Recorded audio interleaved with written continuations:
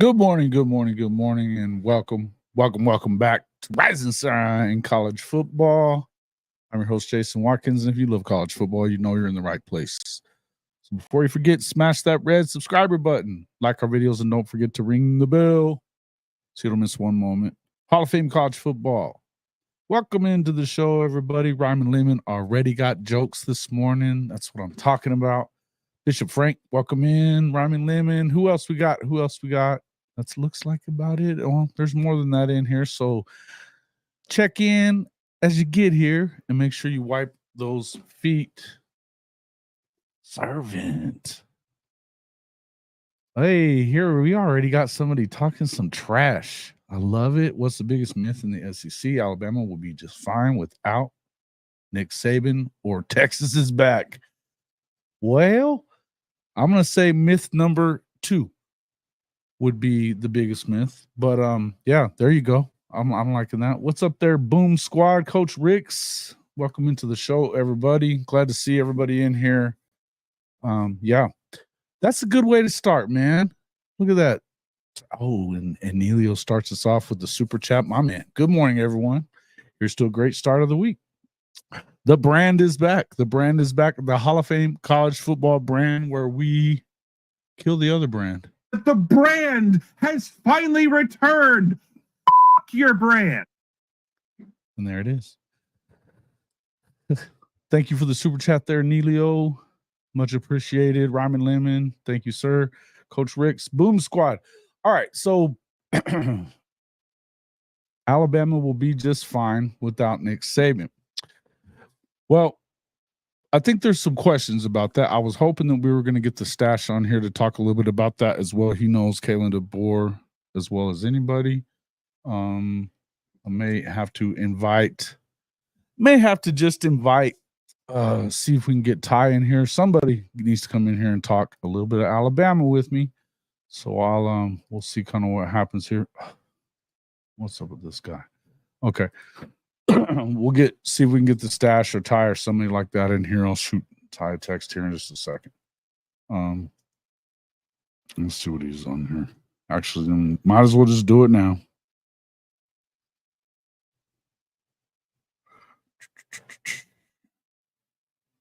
Maybe.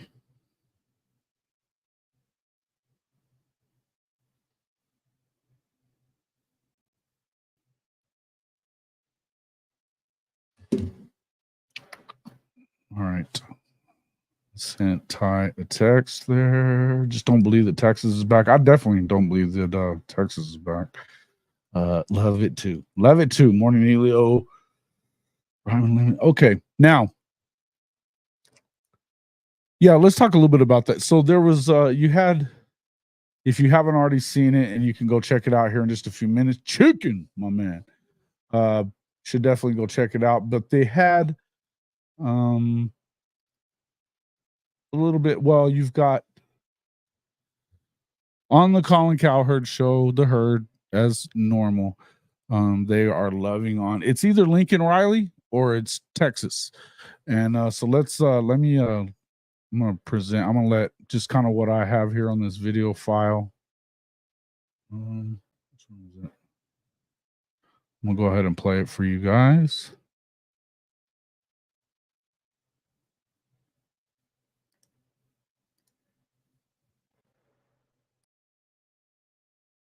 I've always thought this is the most appealing national program in the country.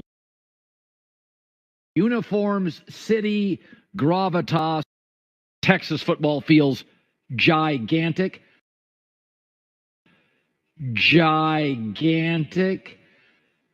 Gigantic.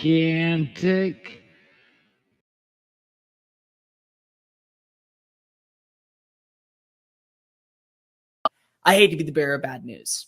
Texas is built to win in the SEC. They've been built to win in the SEC since last season, and they've always had the identity to be a competitive roster at a national championship level. They got a really good chance to win it all this season. If you're looking at one of the most explosive teams in college football, you're talking about Texas, okay? Impressive. Most impressive. Didn't think I'd be saying it, but I think the time calls for it. Texas is officially back.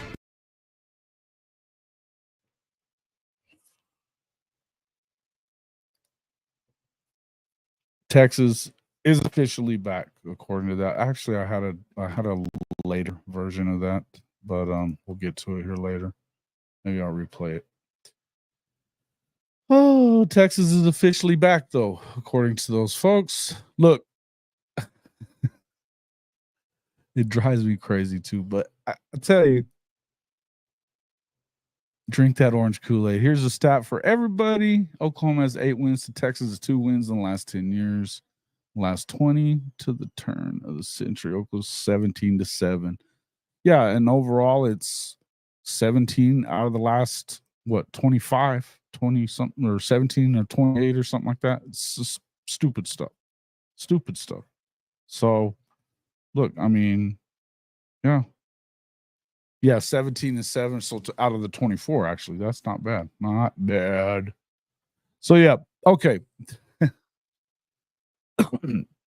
Now, obviously, you have a Joe Klatt did an interview with Sark on his interview tour that he's doing, much like that of Josh Pates that they were doing. You're getting a bunch of those kind of stuff, but I'm not seeing a lot of BV out there. Not seeing a lot of BV out there, and it's because it's the same kind of stuff. You're not even seeing a lot of Kalen DeBoer out there. And I got to tell you that it's weird to me that we're talking about 2 programs that, I mean, let's just forget Oklahoma for just a second. Let's talk about Alabama. I realize Nick Saban isn't there. You should realize that this is still the most talented roster in the country, period. They lost Caleb Downs. They lost the quarterback, Julian Sayin there to Ohio State as well, along with a number of other guys, and they still have more roster talent than the rest of the SEC or the country. That includes Georgia. That definitely includes Texas. Kalen DeBoer is like 104-13 in his career as a head coach. The dude just knows how to win football games, and he's done it with less talent than he has at Oklahoma. At Alabama. Less talent than he has at Alabama. But we're supposed to believe that Steve Sarkisian, who has won 10 games one time in 10 careers, 10 seasons as a head coach at USC, Washington, and now Texas, they're just going to roll into the SEC without 11 guys that went into the draft last year, particularly those guys on the front line on the defense, and Bo Davis, and a secondary that was bad. And they're just going to replicate what they did in the Big 12 last year once they get to the SEC. Make it make sense. Oklahoma, meanwhile, has more returning production on defense than anybody in the SEC. You've got an overblown concern, quote unquote, about the offensive line when they brought in considerable amounts of talent that has started throughout their careers at other places, plus a young group of core guys that you can expect to kind of step up. Jacob Sexton to start with. And yet we're supposed to be so worried about a team that OU went in and beat with those 11 guys that they drafted. Make it make sense. College football nut, here we go. Old Numbnuts is in here. Old Numbnuts is here. You got to make it make sense, man. Because if you're going to come in and tell everybody that Texas is going into the SEC and they are a top dog once they get there, I'm not listening to it. I'm not listening to it. Oh, he's definitely well, okay. You're on my way to Bama to spread love. Oh, good. Hey, yes. By the way, I hope everybody had a great Father's Day as well. Hey, numbnuts, that rent-free thing. Did you guys hear me say what that is the other day? Do I need to repeat it? That is the mating call of the chronic masturbator? Rent-free? You're here. So, here we go. Our Moosehead. Boomer, welcome into the show, our Moosehead. Oklahoma never left. That's correct. Stink ass cat, welcome into the show. No, this is incorrect. Go look. You need to go look at some actual stuff here. You need to go look at some actual statistics. The most talented rosters. Yeah, Georgia's right up there. But number one is still Alabama. Still Alabama. Remains Alabama. Doesn't live in reality. Correct.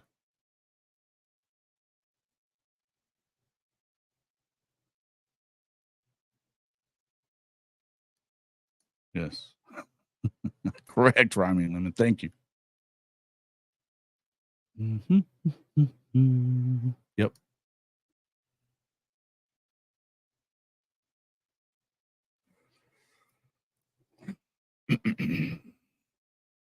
Mars Jams, my man. What's up there, brother? Stink us cat and boom. Yeah, here we go. Politicians are going to talk politics. Good coaches are going to practice and develop talent. That's correct. Look, here's the deal. And this is, again, yes, this is a great point, too. It's not even that. Let's just say Texas still has a more talented roster. I think it's arguable. And don't get me wrong, I'm not going to sit here and tell you that Sark hasn't done a great job, that they haven't done a great job as a staff recruiting. Now, they still had never really put together a defensive line class like the one that Colin Simmons is the best D-line guy that they've got. They had a bunch of 3-stars, but what they had was Bo Davis on that interior to coach those guys into first and second round talents, Sweat and Murphy. They no longer have that. He's now at LSU where they're struggling to bring guys in as well. The bottom line is I'm not going to sit here and say that this new D-line coach isn't going to be a good coach. He's coming from the NFL ranks. We don't know anything about him though. Apparently they didn't want to keep him at Miami. It is what it is. But what I'll tell you is that's the biggest issue. I'm not, as much as I'm not concerned that much, and we'll talk a little bit about offense here in a few minutes because I'm not worried about offense either. If they're so SEC ready, and this is something that everybody keeps on talking about, if you're so SEC ready, your defense is going to have to be better. Where I think that Texas is definitely ready is on the offensive line. On the defensive line, I think you're going to get gashed this year because you weren't able to really fill that many holes on the defensive line. It took too long to even hire the D-line coach. On top of that, I'm going to sit here and tell you that this Lamborghini recruiting style, not going to cut it. It's totally Texas to do it. All sizzle, no steak. Instead of all gas, no brakes, it's all sizzle, no steak. It's never going to be about that. And look, I'm going to sit here and I'm going to tell you that I still, as much as I think that Sark has learned a lot in his time at Bama working with Saban. I think he did. But I still think he's behind the 8 ball when it comes to coaching against guys like Kalen DeBoer. He's 0-2 against him. He's 1-1 against Oklahoma. Oklahoma was a burning freaking disaster in year 1, and it had to become that. If it didn't become that, it would have never gotten to the point where you can feel good about going into the SEC right now if you're OU. They would have never built up this defense or anything in the trenches the way that they are right now. They would have done it. You had to establish a different culture. You had to establish a different way of doing things. Modus operandi, you can call it whatever you want. You had to do it different. And that's what they're doing. It's different there. The makeup of this team and the attitude of this team, Shawty asked it last week, have they taken on the attitude of their head coach? This is what generally happens. Yeah, I think they have. You have a football team now that is all about violence, physicality, strength. I mean, look, the strength and conditioning on its own. Strength and conditioning is a huge thing. But let's just taking a look at what you have in comparison to Texas. Oklahoma had guys in the trenches already, guys like Devon Sears, DeJoun Terry, right? Grayson Halton. Ashton Sanders has been coming along really well. These are 4 guys already. Then they bring in a guy like freshman All-American Dominic Williams. Immediate impact. So much so that they were trying just as hard down in Austin and Baton Rouge to get him, as well as up in Columbia, Missouri, to get him as well. And apparently USC too, because they're sucking there on the D-line, even though they got those new coaches in. I think it's going to be a struggle there as well. We'll get into USC later. The point being is, all these guys that you needed to get, you didn't get them. No, okay. So there was the guy from UCLA that ended up going back to UCLA. It's a dumpster fire at UCLA, and he decided not to go to Texas. Make that one make sense.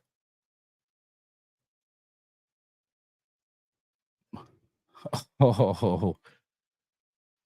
Every other day there's a new OU player that's been arrested. You've got 2 guys that got... Seriously? That's where you're going with this? What did they get arrested for? Was it violence? They're college kids. They had a few much to drink. Hey, I'm going to tell you that was a stupid thing. But this is nothing like it was before. Crazy.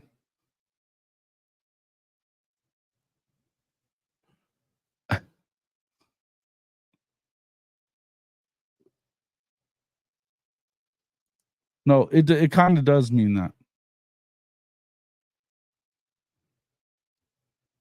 Yes, they've had one of the top teams from a talent standpoint. And what did it get you? Let's take a look at what it got you.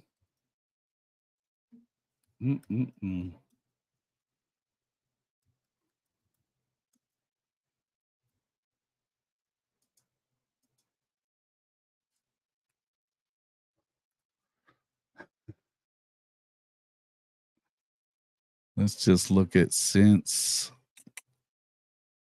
All right. Let's go back to 2009 when they lost in the BCS championship game. Since then, they've won 5-7, 8-5, 9-4, and 8-5 under Mac Brown. In 2013, Mac Brown leaves. Since then, 6-7, 5-7, 5-7, 7-6, 10-4, 8-5, 7-3, 5-7, 8-5, finally 12-2. We still, you want to talk anymore there, big guy? What's on there? Fight on. Most talented offensive line Texas had last year could not gain 1 yard to get a touchdown. Thank you, Servant. Appreciate that one. There you go. It's more about coaching at Texas.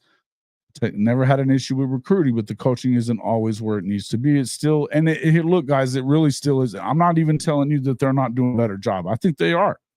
I think they're particularly doing a better job in recruiting the guys that Sark wants to have in his program. I'm not even really killing him on that. Now, what I'll tell you is that I think that going away into this Lamborghini deal that they're doing, I think that you're trying to appeal to the wrong kid.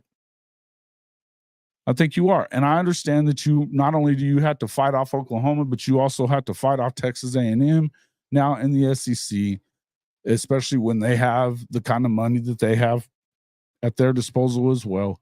But let me tell you, I think that you're not doing it the right way. That's just my opinion on it. You can do things however you want down there. But I know one thing. Oklahoma's getting guys in there that are going to compete for jobs. And look, it seems to get better every year. You're continuing to get these safety commits and stuff that are just unreal. Same with the linebackers. That you might have somebody put on there. Do we got too many linebackers? The other day, I saw something up there. I don't know if it was. I think it was on YouTube, something like that. I didn't really watch it, but I knew where he was going with it, and it's just that competitive depth. Have a drink. Competitive depth that you got to have on defense. That's the other thing about Texas. They lost their best linebacker. I mean, so at the first two levels, you're in trouble. If Colin Simmons isn't that dude immediately, and that we're talking rushing the passer because he's an edge guy, what are you going to do? How are you going to stop the run in the SEC, which is much more run heavy and full of really good offensive lines? How are you going to stop the run? If you can't stop the run and you're not getting a ton of push up front to get a bunch of pressure on quarterbacks, even though in the SEC, you're going to, but what are you going to do when you go up against Oklahoma's defensive line? What are you going to do when you go up against Georgia's defensive line? What are you going to do when you go up against A&M's defensive line? Quinn is going to, you want to talk about a kid that's going to be freaking stressed out if he's still in the game by the time A&M rolls around. Holy crap. Trouble. You know what? You want to talk about that? Nope. That was Lincoln. That was the old regime, brother. That was the old regime. And this is what I just told you. This is the difference in Oklahoma today and 3 years ago. There's a big difference. You can come in here and fight all you want to, but it's not the same thing, man. Not anymore. But I'm at the point where I'm excited about the fact that everybody's expecting so much out of Texas, because here's what I'm going to say. If you guys do go 8-4 this year, which could very easily happen, or even 9-3, you don't repeat 10, 11 wins like everybody's predicting for you to, and even with that SEC schedule. But let's say you just go 9-3. You lose three games in the SEC, or maybe even 2 games in the SEC plus the Michigan game. That's still not okay, because you've got people picking you go 11-1, 12-0. You're walking in as one of the best teams. You know, you're going to compete for the SEC championship year one with a freaking SEC schedule that should allow you to compete for the SEC championship in year one. What's going to happen? That thought it's going to creep in. I was watching, I want to say it might have been Uncle Lou, and I don't even watch Uncle Lou very much anymore. But there was a guy, a Texas fan. It's one of the first times I've heard it, a caller that said he was scared shitless about what was about to happen, because he went back to the Houston game where they got a first down. The guy gets clotheslined back behind the line to gain, but he had already reached the line to gain. We know what happened. They got screwed out of that game. Houston got screwed out of that, and they're trash. They were trash then. I mean, they're going to be better this year, I'm sure. We'll see. But they weren't good, and if it wasn't for that, they were about to score and beat you. He was talking about that. This is a Texas fan talking about that. Neely will tell you, if it wasn't for Will Howard pissing down his leg, They beat you. Multiple times they did that. They had chances to beat you in regulation and then a chance to beat you in overtime as well. The TCU game, y'all got away with one there. And that was Quinn back in. Got away with one. TCU wasn't good. Got away with one there. It wasn't great at Iowa State either. Pulled away towards the end there, won that game. But look, there were a lot of opportunities for you to lose a bunch of games. Y'all can sit here and talk about Kansas, or you can talk about Oklahoma State. And, you know, I'm not going to sit here and make excuses for OU. I'm not going to do it. It was what it was. When you had the depth that they needed to have on the defensive side of the ball, I wasn't there last year because they couldn't depend on some of the freshmen that they had in. Talented as they were, they couldn't depend on them to get it done a lot of times. And even some of the guys that were more upperclassmen. Now, a year later, all that talent that was getting matured at that time is a lot better. And you've added 5 blue chip D-line prospects to the mix as well. Plus Dominic Williams. Plus a top end safety out of San Diego, or a corner out of San Diego State. Peyton Bowen's back. Billy Bowman's back. Danny Stutzman's back. Gentry Williams should be good and healthy this year. Woody's back. And Ethan Downs, who had a better year than I expected out of anybody and looks even better now, was, you know, he'll be back too. It's a different deal, man. It's a different deal. Oh, we do? No, and everybody needs to stop. Okay, well, if that's what we're going to do, then you need to stop comparing old Oklahoma to this Oklahoma. But the comparison that we're being made, we could compare old Texas, we can compare Sark's Texas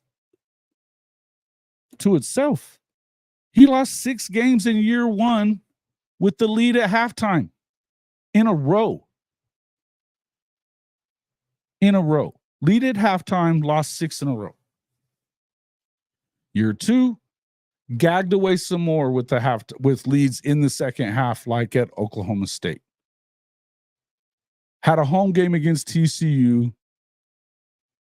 What did Quinn complete? Like 10 passes in that game? They scored like 10 points or something. It was bad. not good. And that was a home game. Every reason to play for the conference championship in year 2 and didn't do it. Y'all want to talk about Oklahoma not getting there in year 2? It took Venables a second year to win 10 games. Sark did it in his 10th. And still lost to Kalen DeBoer and Washington again when they gave you an opportunity. That injury, well, really, they'd let you back in even before that. But that injury to that running back when they're trying to run the clock out gave Texas an opportunity to go down the field. They get on the 12, have 4 shots at the end zone, and don't even take but 1 shot at the end zone. Yeah. We know what Texas is. And this was the Texas team that had 11 guys get drafted. Y'all were good enough to get to the playoff, not win, and you're supposed to be better now with 11 of those dudes gone, especially with Murphy and Sweat out of there. Come on, bro. Come on. Make it make sense. You think your defense is going to be okay? I think they might be better, Fight On. I would disagree with how good, because it's going to be tough, man.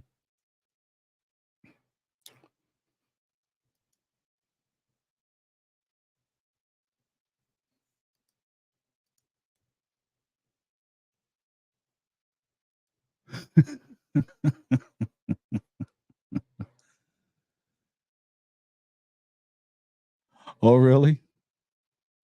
Oh, good. That's my favorite Texas kid, Ran. The dude that likes to tell everybody how stupid they are and has no clue. Yeah. No, they don't. No, they don't. They develop better than most around the country under Sark. Plus, the defense ends are going to be insane. Okay, yeah, we'll see, bud. We'll see.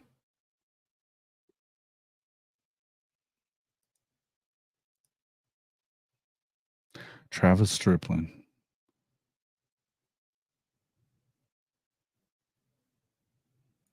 Oh, I'm not worried about the SEC. Look. I think that the SEC is a different animal. I'm not going to sit here and tell you that I have disrespect for it. I'm not going to sit here and tell you that I'm that worried about it though either. Oklahoma's recruited better than anybody not named Bama or Georgia since Venables got there. Venables is the first coach to be in the top 10. If he does it again this year, it'll be the first time that 4 years in a row they've been in the top 10 in recruiting, particularly defensive guys.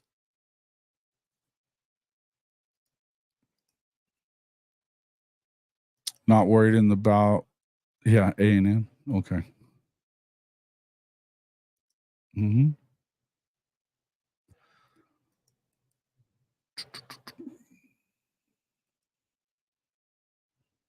Mm-hmm. That Texas never could, is that what you're saying? I'm guessing there. Lincoln was better than Strong and Herman. Okay. That doesn't. What are we even talking about? Lincoln was a better offensive coach. He got left. First off, he got left a freaking program. I'm not getting into all that. Rand, you can't even spell freaking.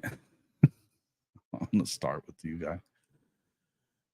Look, hey Rand, it was year 2 for BV last year. Knucklehead, year 2.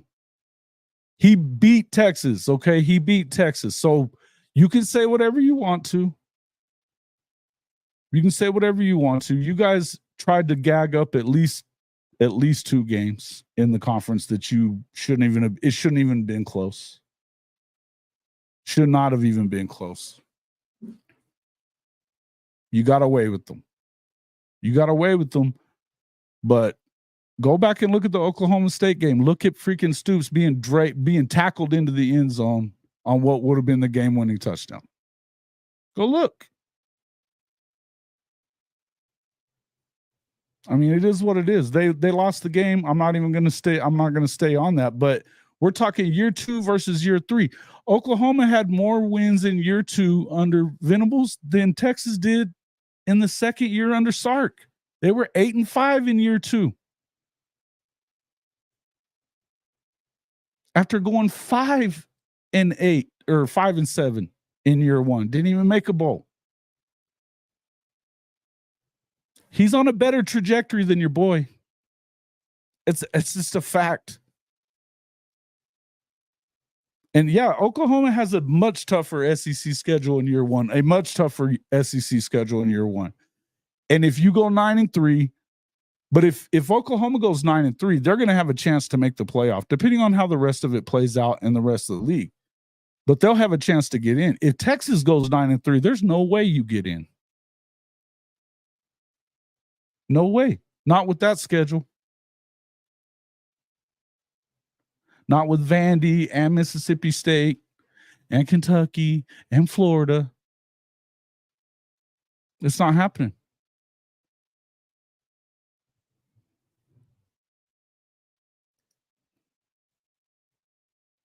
Mm-hmm.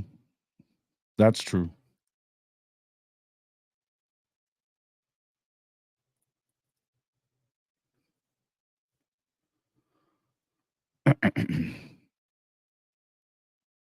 Great teams find great teams. Yeah, you did. Did you find a way? Did that great team find a way when it got to the playoff and it was opened up like the freaking seas parted perfectly for you to win the Natty because no Georgia, no Alabama left? Alabama got knocked out. You should have won the whole thing.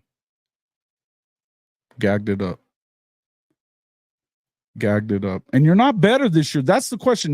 How would you guys figure that you are a better football team this year with those guys gone? So all of a sudden, these new receivers are going to come in and work perfectly with Quinn or hopefully Quinn, that he makes it all year, right? Or are you guys hoping for Arch? Who's it going to be? The brand has finally returned. Your brand. Oh, there we go, Neilio. Mm-hmm.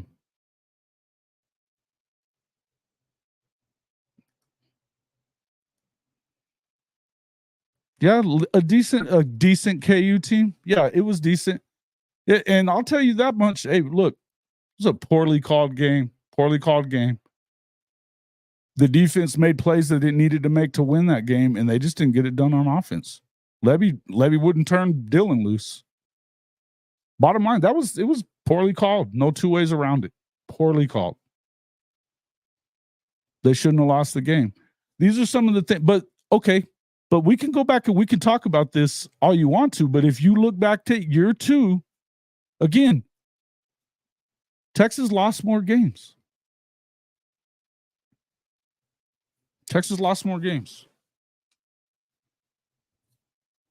What about, let's talk about, you want to talk about Oklahoma State? You guys go down there and you're winning by freaking 2 touchdowns, and late in the third quarter, 2 interceptions by Quinn, y'all lose.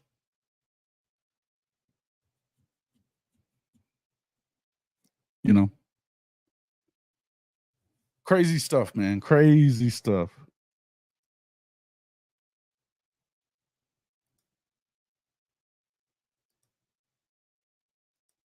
Who just said Texas is going undefeated?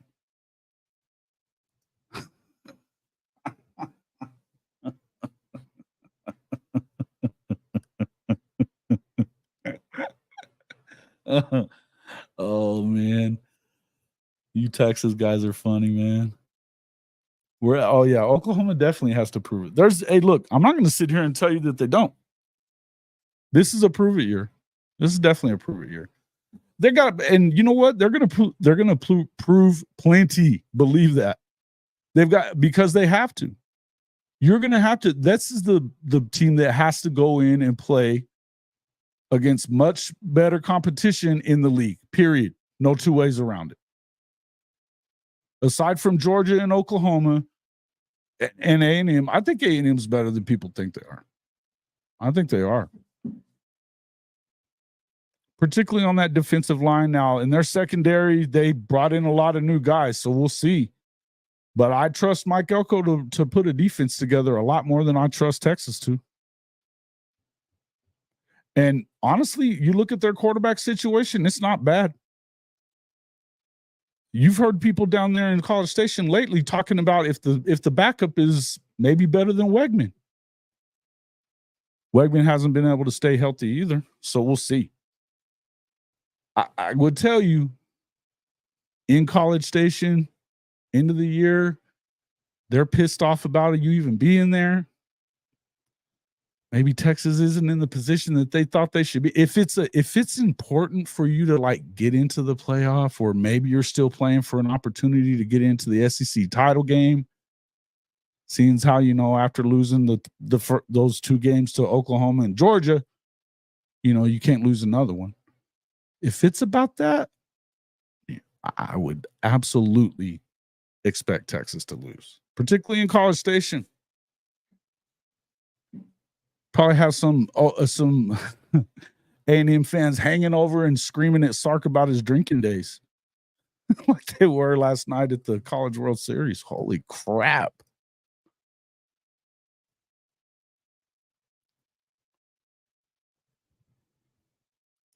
Isn't it weird how all these guys are constantly in here?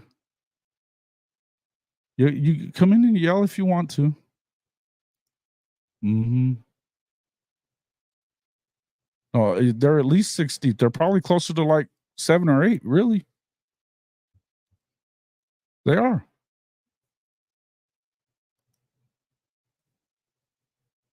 You're going to have to do more than just, you got to do more than just play offense. And Sark knows that part too. But the thing is if your defense isn't considerably better, and it's not gonna be, what happens? There's gonna be opportunities to lose, bro. Mm-hmm.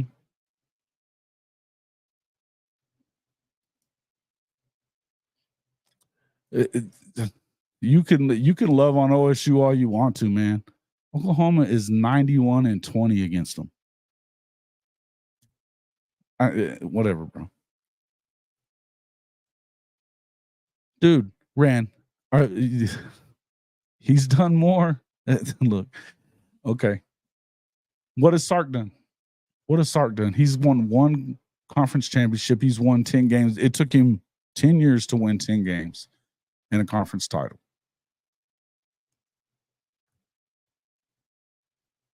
It's not going to take BV. It didn't take BV, but second year he wins 10.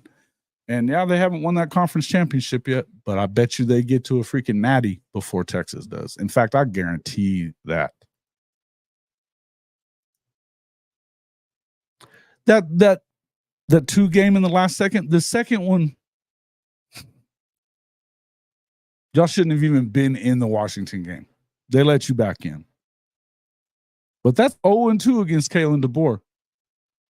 And that's the other thing. That's not even just OU we're talking about here. All this love that Texas is getting from everybody, people are acting like all of a sudden Alabama's just nobody. They're just gone. You know who's not doing that? The folks at Georgia.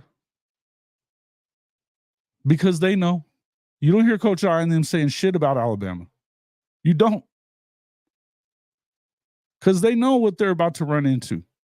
It's got a great roster, and they are going to run an offense that's going to be even, it's dangerous.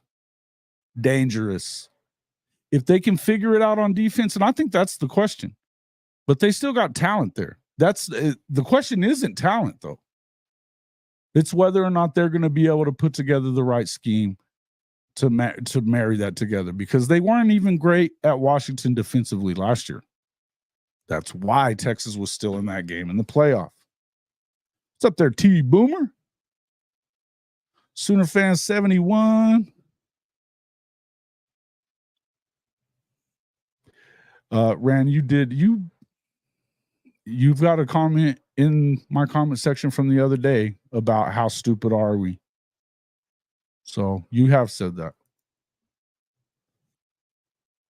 Tennessee to Norman, that'll be fun. And I'm way the hell behind, I think.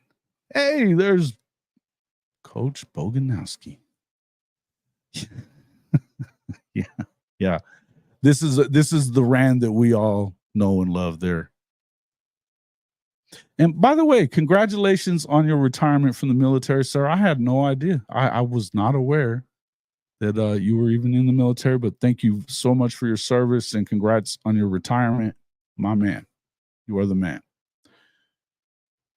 This again, and look, when you got guys like his son coming into this secondary and in that safety room is so nasty, him and Reggie Powers. And I mean, this is behind Bowen and Spears Jennings and Billy, of course. These guys are filthy, man. Mm-hmm.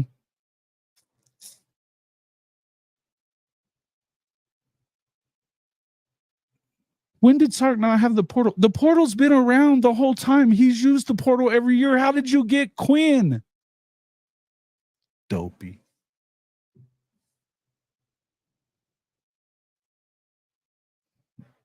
You're going to have to do better than this, brother.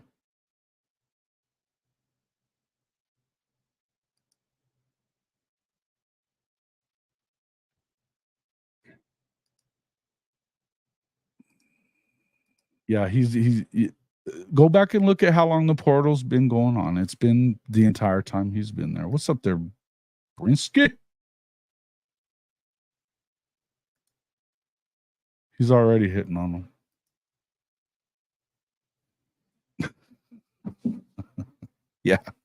Yeah. They didn't have it. Not the same kind of team, man. You know this. Come on, bro.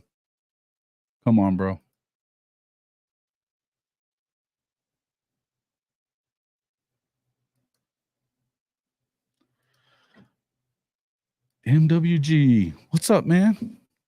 Welcome into the show. I've been ranting a little bit, I think. T-Bomer, Texas gonna lose the first game. The first game? I don't know, man. Yes, King Co. All facts. Most overrated program in sports. Mm-hmm. Yes, I would agree with this one. That's a great one. Trust A&M to win 8. Look, I'm not sitting here telling you I trust A&M to do shit. It's Texas A&M. Let's be real.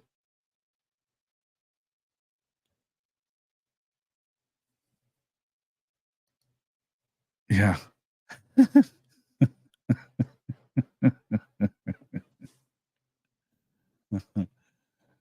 Yeah. By the way, Rand is the guy that said that David Stone's going to be a freaking bust. This is the same guy that told us that David Stone was going to be a bust. Because he was echoing that bullshit that Bobby Burton was saying on his show. Okay. No, they they didn't. That's the other thing. I think that LSU is another one of those teams that a lot of people are giving them credit for something that I don't know what it is. Because here's the one thing I would tell you about LSU. Everything that you talked about how BK is kind of the same. His recruiting has lacked, and he always made the excuses when he was at Notre Dame about we don't get to shop in the same aisle as everybody else does in the SEC, blah, blah, blah, blah, blah. Okay. Except for Marcus Freeman is. Marcus Freeman is. He's getting the guys that he needs. They're getting depth there. Right? But, yeah. The problem is that now here you are at LSU and you're struggling on the recruiting trail at a place that you should never struggle on the recruiting trail. And for everything that you've heard out of Matt Moscano, where he's talking all that crap about Alabama, that's a weird thing, by the way. A weird thing, because he's not even telling he's not being, truthful about any of it. Either that or he's just in denial. It's weird, though, because he was talking about how their transfer ranking was behind Vandy's, and it's actually LSU's that is, and Alabama's like number 1 in the SEC in transfer rankings. It didn't make any sense, but that's just his latest little weird rant that he's had. But even he was talking about a couple of weeks back how that they hadn't really figured out. I think it might have been when he was with Crane and them, Jake Crane and them, they were talking about it, that they weren't figuring it out that you're going after like a cornerback that's a 3-star out of Vegas when you could throw a rock and hit 10 of them from Baton Rouge. Right there. And that he wasn't figuring it out. And I doesn't surprise me at all, because it's all fake. Everything that you're seeing coming out of him, it's what I was saying about the whole Lamborghini thing. All of that shit is so dumb. And Rand, come and tell me how they're not using that as an enticement. Those cars are just out there, and they're not going to lease them to any of these kids. And that's not what they're trying to. They're just there just to be there. Is that what you're going to say? Because I don't know. Come on. It's the same thing as what's going on at LSU. You're going to sit there and listen to BK tell us how they don't buy players at LSU. They buy basketball players for the women's team, but they don't buy football players. Come on now. That's the same thing as you trying to tell me that they're not using the Lamborghini of Austin to try to bring in the talent that they can get. And if you look at the talent that they're really close on, most of it, again, is what? Offensive talent. Where's the meat and potatoes, boys? Where's the meat and potatoes? Same at LSU. Offensive talent. They've got the number 1 quarterback in the class coming in. Okay, good. Decoria Moore might be going to, if they don't go there, apparently, if he doesn't go to LSU, apparently he's either going to be going to Texas or Ohio State, Oklahoma State. Yeah. I don't see it. But where's your big boys that you're going to get in recruiting there? Where's your D-line guys that you're going to have? I get it that you're doing it on the offensive line. Good job. Way to go. I get it.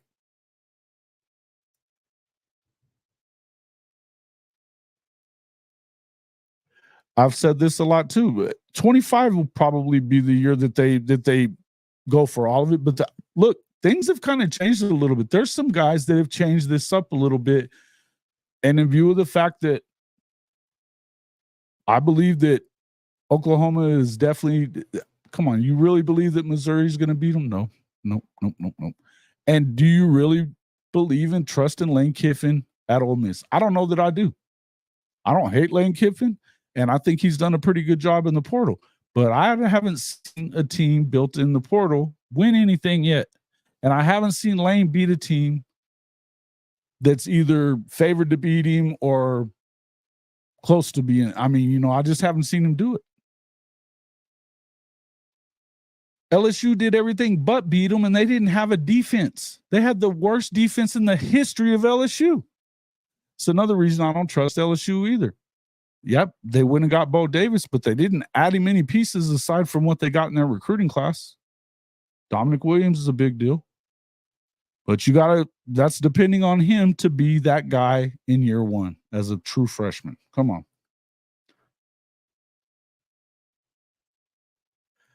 You don't see why it would be any different? Because you don't have anything coming back off of that defense.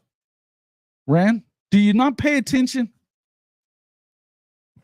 You just think that it's just going to be that way, huh? Okay. That guy's funny, man. At some point, brother, you're going to have to come to reality, Rand.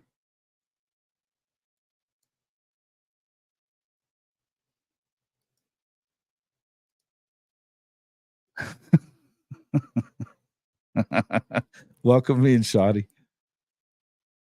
Hey, T Boomer, I love it. Congratulations, my man. That's awesome.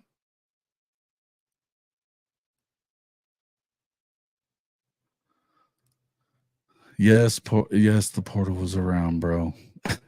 Yes, it was. They weren't using it as much, but it was there.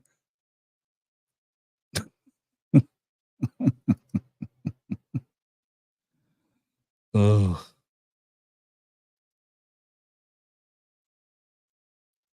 Do we need to go back through Texas's record? No, you said it too. You said it too in my comment section, Rand. Come on now. You did too. You said, watch, he's going to be a bust. We were talking about it.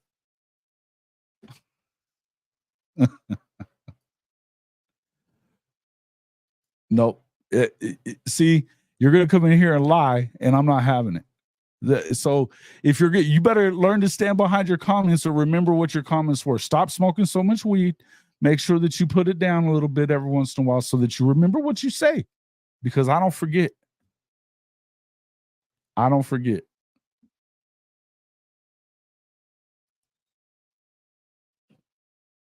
Yeah. Yes, sir. Yeah. He's going to bust that ass. He is. Yeah. They hate David Stone because David Stone hates Texas and he's been throwing horns down since he was since he got to IMG, the entire recruiting process. You didn't see a picture where he wasn't throwing the horns down. When Jaden Jackson went to Austin on a recruiting trip, Stoney was killing him on Twitter about it. This ain't it. That's why they hate him. It's funny stuff.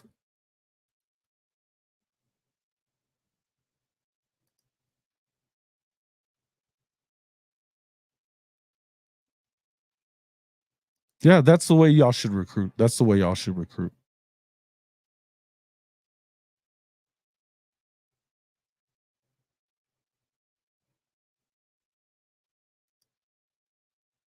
Nope. Everyone except for OU and like Georgia, and everyone except for OU in Georgia. Texas is certainly struggling. So is LSU. So is Mizzou. Oklahoma's not struggling with D-line recruiting. They're doing very well. They just got 5 blue chippers on the D-line. Didn't you see?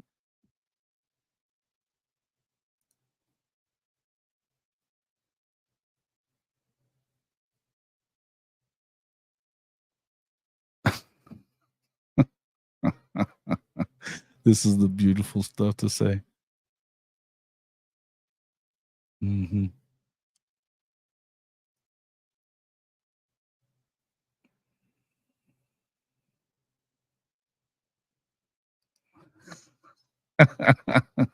Yes, a lot of it. That old, the Cruise is special, bro. The Cruise is special.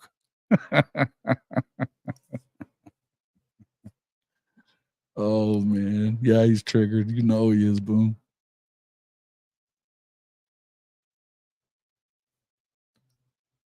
Yup. See, and this is it's killing them. What's up there, Twan? We're just in here busting chops on Texas, man. Gotta do it. Rand could be from Austin, just saying. Yeah, he's I don't know. He's from somewhere down there. But he's missing a few brain cells. Just a few. Doesn't even remember the shit he says.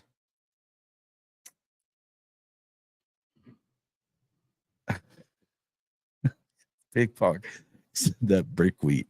It's that Crucis special, man. Man, I got to the bottom here. Texas out recruits OU every year. Yes, again, and again, I'm gonna say this.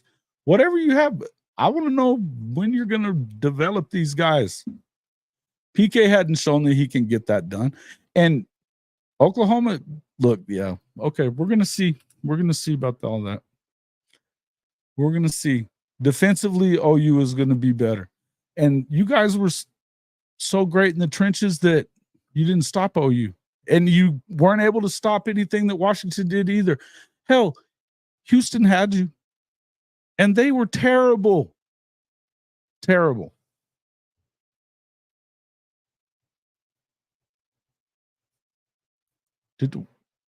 What the hell did you just say? Chicken? Dang.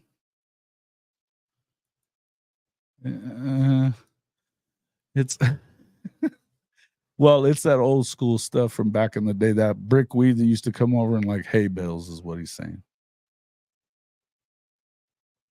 Mm-hmm. Well, don't tell me that you freaking didn't say it. That you didn't call him a bust before he ever even showed up on campus.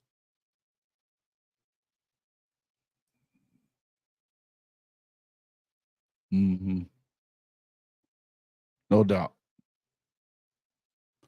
And here's the other thing. You don't really know who out-recruited who until 4 or 5 years down the line, to be honest with you. Because the truth is, these rankings are not set in stone when it all boils down to it. I can tell you now, I mean, you start look at the secondary stuff. Just look at the secondary guys. Boganowski, Powers, way underrated. Jaden Jackson, way underrated. Way underrated. Hell, Eli Bowen is like, they had him as a 3-star. His brother was one of the top 15 players in the country. He started the whole time that his brother was there, and as a year younger, he's a little smaller and everything, but he had more interceptions than anybody in Geyer history. BV wanted him immediately, said that he was going to go after him whether he got Peyton or not. Underrated. Devon Mitchell, way underrated. Wait and see. There's a lot of guys that they've got that are underrated guys. Period. No two ways around it. And you look, I think that, I like Jonte Cook. I think he's good. Do I think he's better than Jacquez Petaway? No, I don't. Do I think he's better than Nick Six? No, I don't. He's not. It's all well and good. You can recruit and you can be, and don't get me wrong, Jonte had a freaking amazing career in high school. He deserved everything he got as far as rankings are concerned. But we're going to see. We're going to see. Yeah, he will. That's right.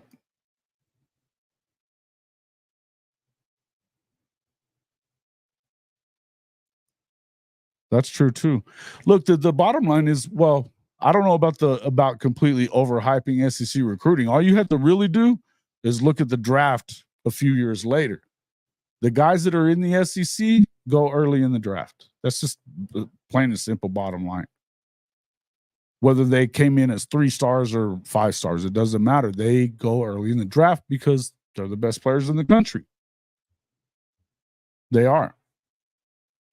It's definitely helping both schools. Guaranteed it's helping both schools to be in the SEC, recruiting-wise.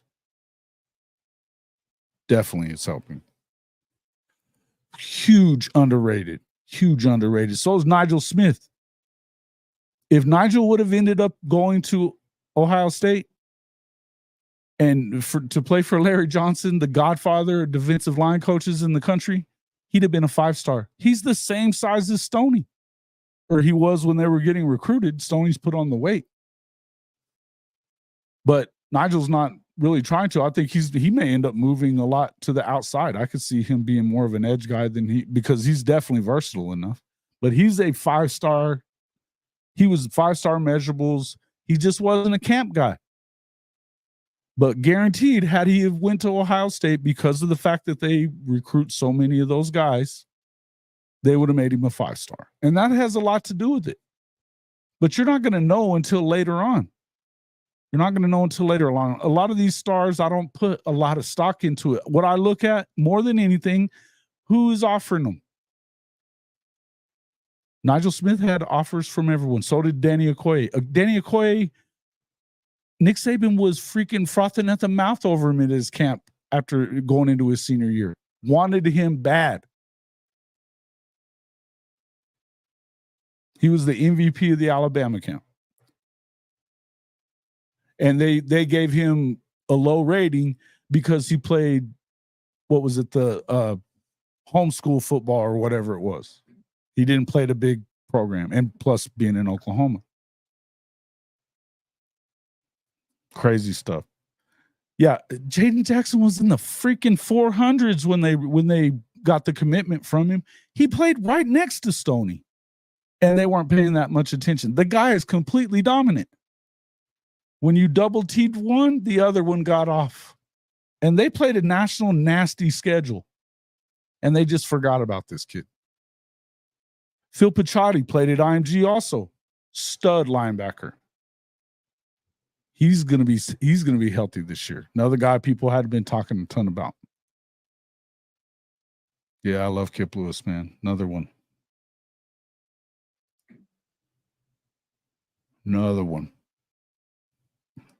Yeah. Well, and that's the thing, but that's the whole point. Is it's not just about that. And I think a lot of it too, Shannon Terry admitted it's a high top on his show that a lot of times they rank them based upon what a certain coach. Apparently, Shannon Terry has a good relationship with Brian Hartline. So when Brian Hartline recruits a receiver, what do you think's going to happen? If he likes a receiver or if he doesn't like a receiver, it's gonna affect what they have. Boganowski was one of the best players in that area, period, in the state out there, and wasn't high enough. Same with Reggie Powers. These guys are ballers.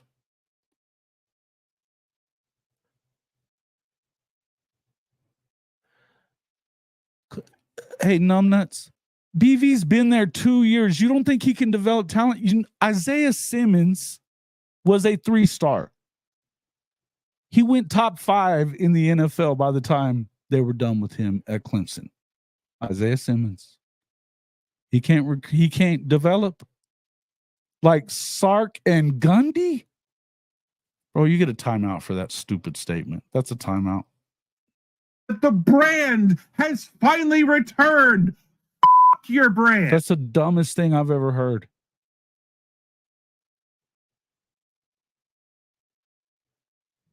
You know what? I have a different one.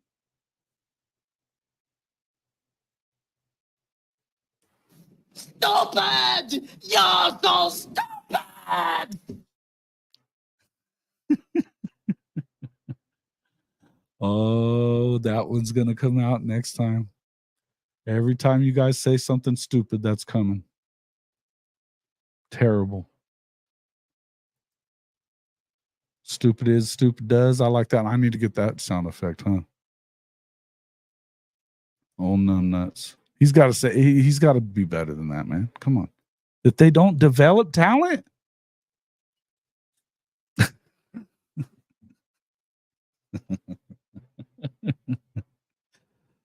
Oh.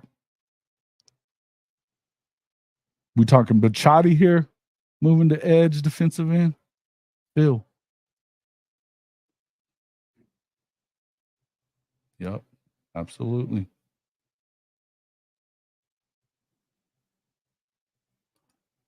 Mm-hmm. Yeah, they can't develop. None of these guys on the staff can develop. They had 3 defensive line guys in the same draft that went in the first round. 3 interior defensive linemen. Those are all Bates's guys. All 3 of them went in the first round.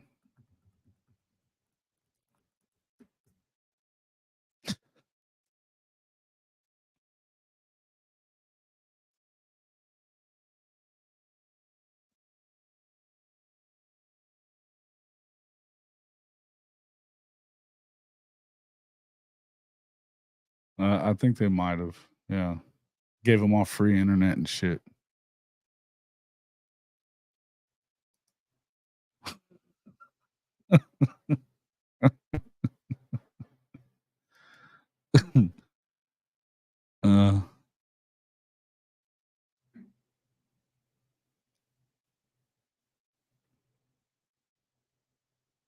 Yeah. Yeah, he wouldn't have. Facts. Mm-hmm. Well, you think about what was A&M doing. Jimbo would get on 247 on 3 and just look at the 5 stars. Go get them. We got the money. Slice bread, Jimbo, slice bread. Where's Rand? Is he saying something more stupid here? Come on.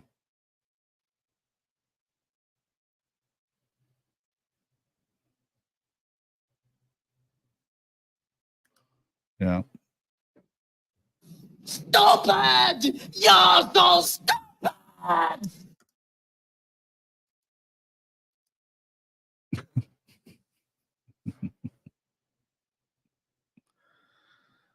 Rand's a Rice fan.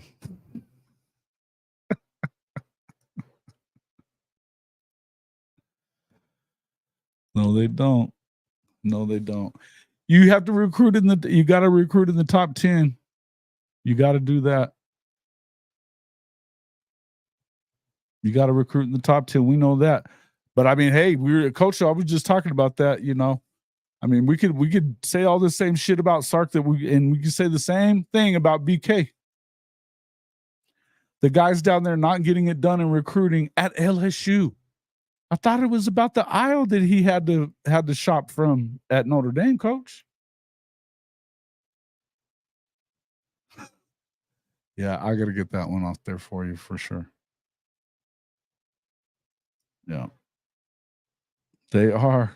Coach Ricks. They surely are. Yeah. But I mean, that's the whole thing is all this. And then, you know, of course, they're in the new excuses. We don't buy football players at LSU, you know, but they buy women's basketball players. They're just not football players down at LSU. Makes sense. But that's like I said, to me, I'm definitely not. Maybe they are.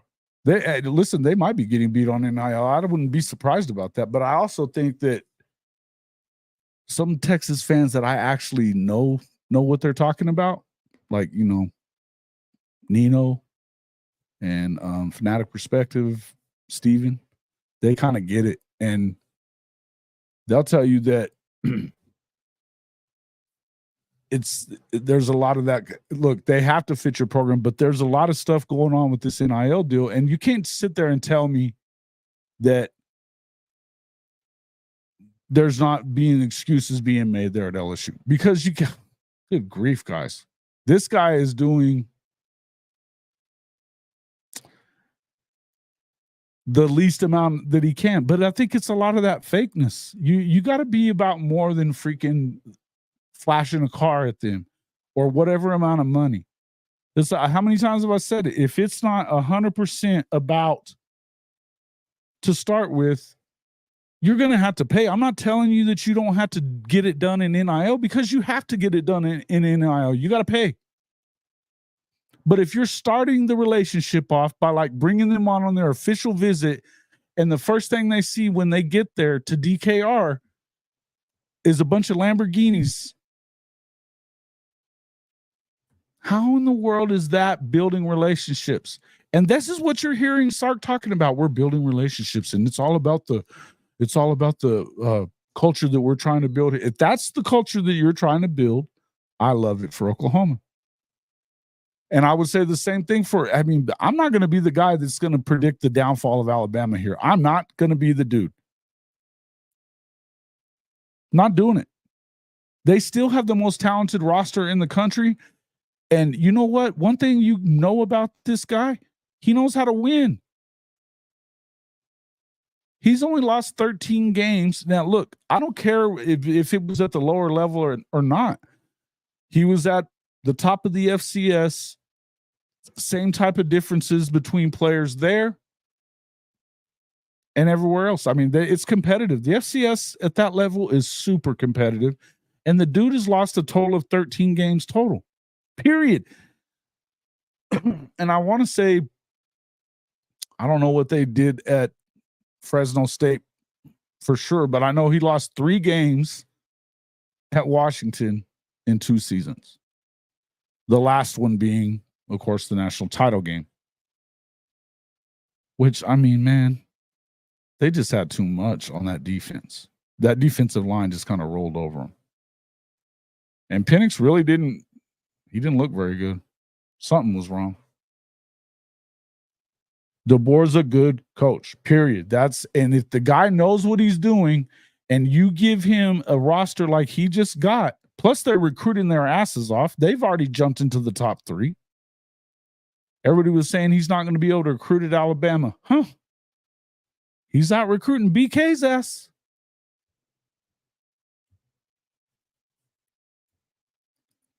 Yeah, they're going to be good. Yeah, I think it was too. He has quarterbacks figured out.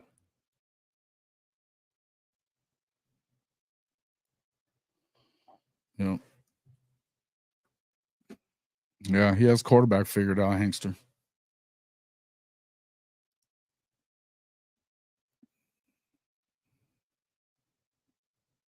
Yeah. Are they going to stack the classes like Nick did? Well, I think obviously you got to go. I mean, look, could they lose? They've got a tough schedule this year. If you start looking at what it is, okay, so it's easy to sit here and say, based on whatever happens this year, because somebody's got to lose some games. And when you've got Georgia, Alabama, and Oklahoma playing the schedules that they're playing, and that would, I mean, and then you've got Ole Miss, Missouri, Texas not playing the schedule that they're playing, right? one of the three is probably going to lose more games than we want to see them lose, whether it's Bama, Oklahoma, or Georgia. Because you can't, I mean, one team has to win, one has to lose. Bama has to play Georgia. Oklahoma's got Alabama as well. Then Oklahoma has to go on the road at LSU. They have to go on the road at Missouri and on the road at Ole Miss as well. These are tough games, man. These are tough games. What's up there, Moon Rocka? I don't know, man. It doesn't seem like anything bothers him that much, though.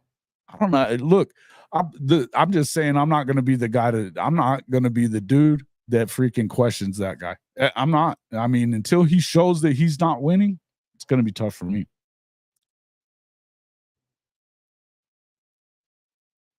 Yeah. Well, but I don't know that that's I mean, they still have a lot of talent on defense, and they love this defensive coordinator. They've got defensive talent down there, so I don't think that that's. Seems to me like they know for sure that they're gonna have to freaking play defense. I mean, it's Alabama. It's not that they don't know that. They know that. But I think they're gonna play a better brand of offense than they've been playing, man. That's all there is to it. What's up there, Brian Thomas, Moon Rocka? The AAA fam is here. Welcome in.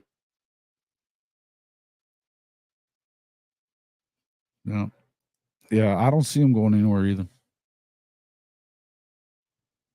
Well, I mean, I don't know that anybody. Here's the thing with the SEC as deep as it is getting now, and who's to say who's going to be coming in later? But think about it. I mean, at some point, whether it's with Billy Napier or not, Florida's not going. You think they're just going to stay down? I don't. LSU with the talent pool that they have, BK better win, because if he doesn't, he'll be gone and they'll get somebody in there that can win. Oklahoma and Texas, we'll see about Texas, but I know OU's not going to be okay with just losing. So it just got better. The league got better. Georgia is still, I mean, you think Kirby just forgot what to do? Shit. They're recruiting right at the top. They're going to. I'm not. This is going to be, yeah, BK could absolutely be gone soon. I think he's in over his head there.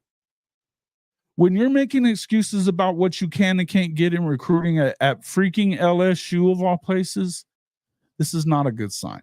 This is not a good sign.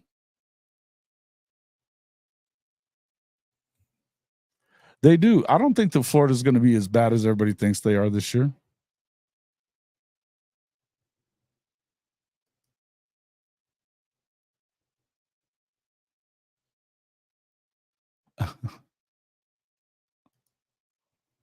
Florida, unless you were like Texas, every so often they find lightning in a bottle. It strikes for a year, and like an old.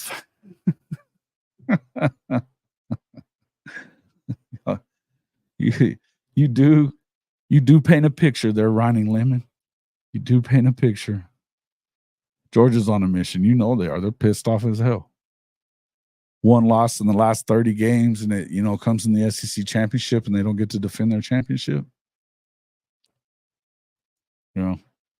Possibly.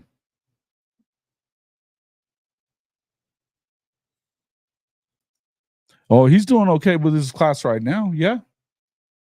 The thing is, though, it just seems like those guys aren't really. When you start saying stuff like we don't buy players here at LSU, the guys in your locker room know you're full of shit.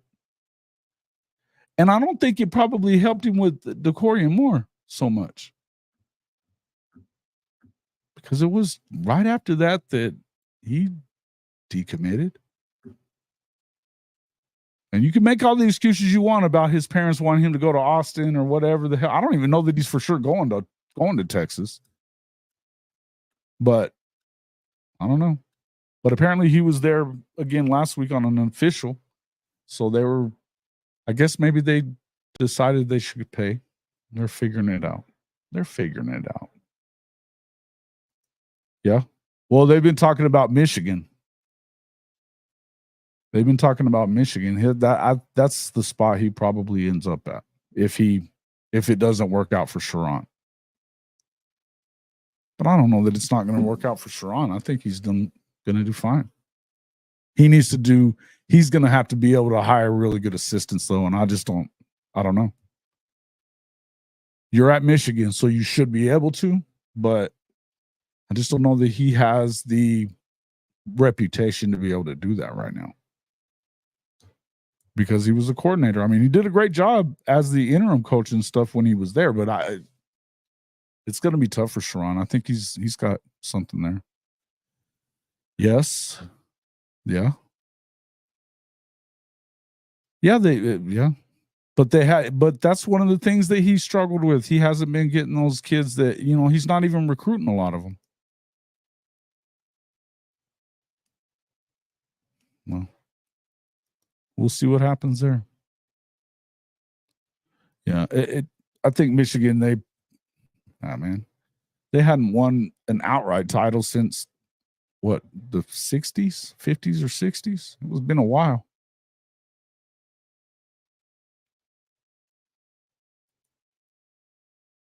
Yeah.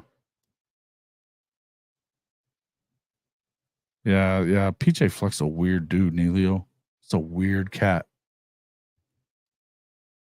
But I think, Mel Tucker was but now they've got Jonathan Smith, and I don't know. I think some people like him. I mean, I can tell you what, Big Dave and DJU loved him, and I mean, not for nothing, but when he got to Oregon State, they were really bad, and they were better, right? Arkansas, Bobby Petrino coming back. They're going to be explosive on offense. I've been saying it. I've been talking about that. That's one of the teams that I think could beat Texas too. I think Texas it's easy to say they're going to lose to Oklahoma and Georgia and maybe A&M, right? Easy to say that. One of these teams is going to beat them. Arkansas, Florida. One of those two teams is going to beat them. Watch it happen.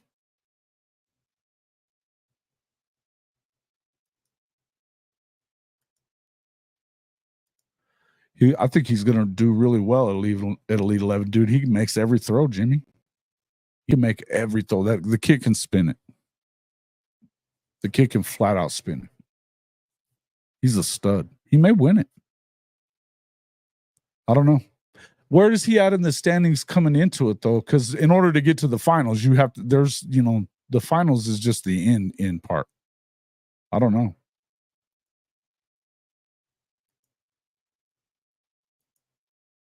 Jonathan Smith, yeah, he's solid.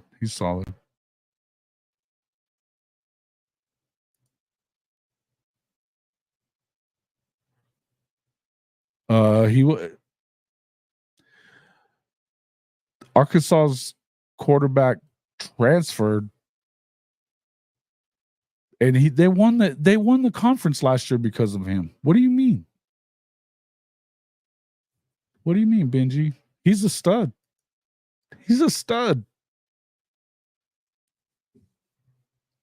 I like him. And I'll tell you this, if Bobby Petrino likes him, look what he does with quarterbacks. I think Florida's going to be better.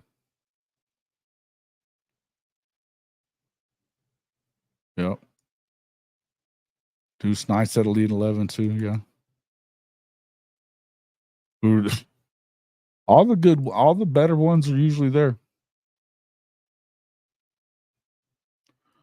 And I'm telling you, they already got, the guy that they got in there right now is a stud. They just got him from Boise State, and they won the Mountain West last year.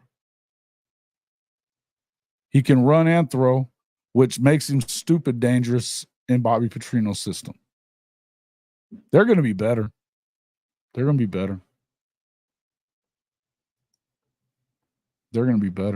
They'll probably say it'll probably save. I don't know if it saves his job or not, or if it ends up getting it for Petrino or what. Something's going to happen. Yeah, Taylor Green. He's a stud, man. He was pushed out the door by the staff. Huh. Oh, that was dumb of him. That was dumb of him.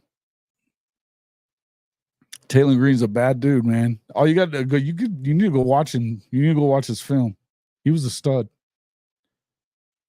Uh-huh.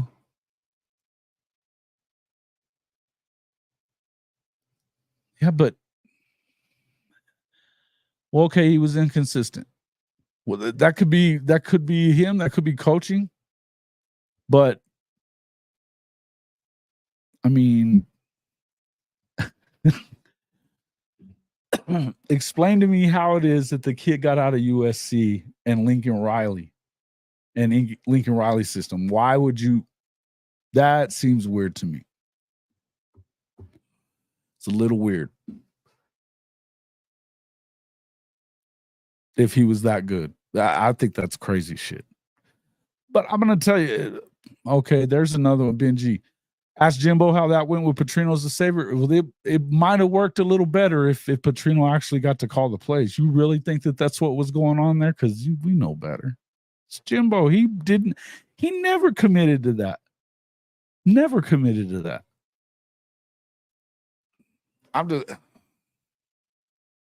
Yeah, I've seen what Petrino can do with quarterbacks, man. So I'm just saying, I'm not saying that the Arkansas is going to go win the freaking SEC.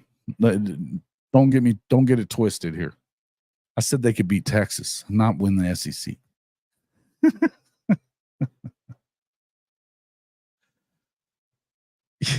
Yeah. Listen, we knew that was it, Coach.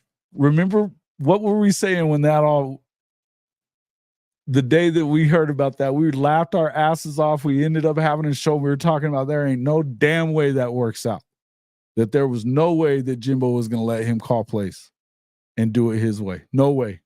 No freaking way. Oh, shit. Jimbo over there with his freaking big-ass binders full of plays. Everybody else has got it one sheet, that they call plays off of. Jimbo's got freaking notebooks of shit.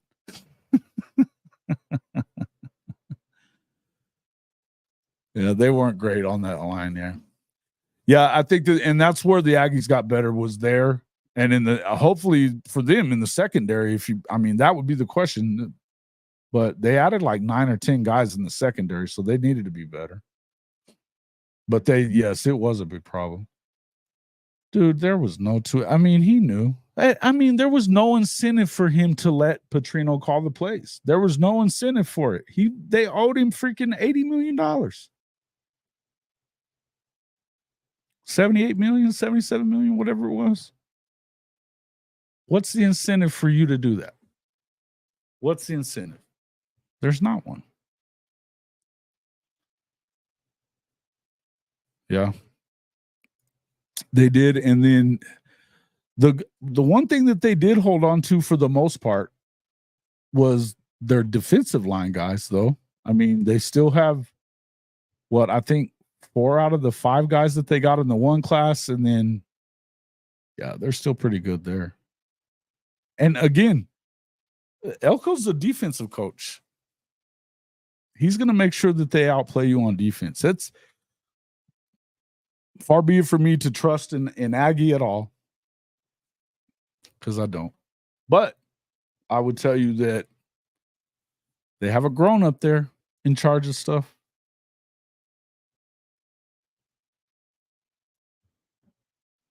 Wow. The wildfires just get worse and worse out there in Cali, aren't they? Sheesh. They added a little bit there, though. I think they're not great at receiver, but they're better at running back than I think they have been. I think that they may be a year away, but in the trenches, they're going to give Texas a hell. They're going to give Texas hell. Yeah.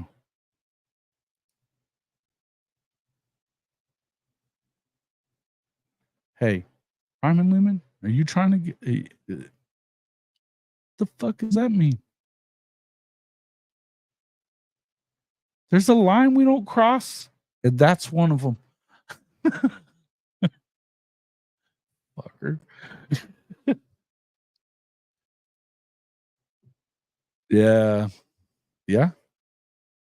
I think that his offense, I'm not a huge fan of his offense, but I think he's good. It may work out pretty good for A&M. But I like the guy that you guys brought in there, Neilio.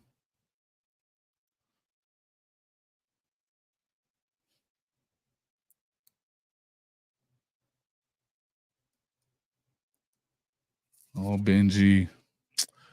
This Texas love over here from Benji. Trent. What's up, dude?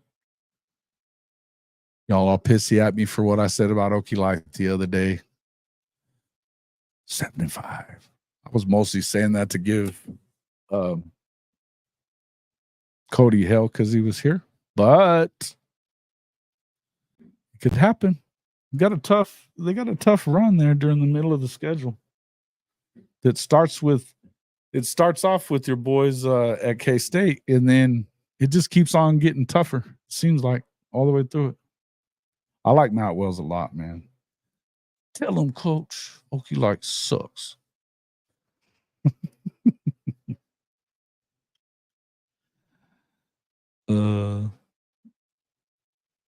Yeah, dude. And oh man, that's the thing. I think K-State got a lot better this year. The more I've looked at where they are, they got a lot better.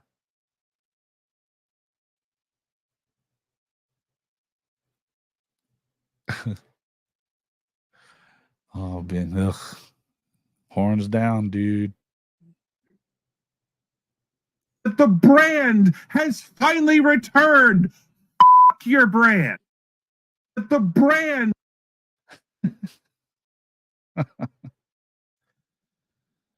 I don't know why Cody keeps saying that Utah doesn't have like their depth is the same as what it was for BYU or Cincinnati or UCF last year.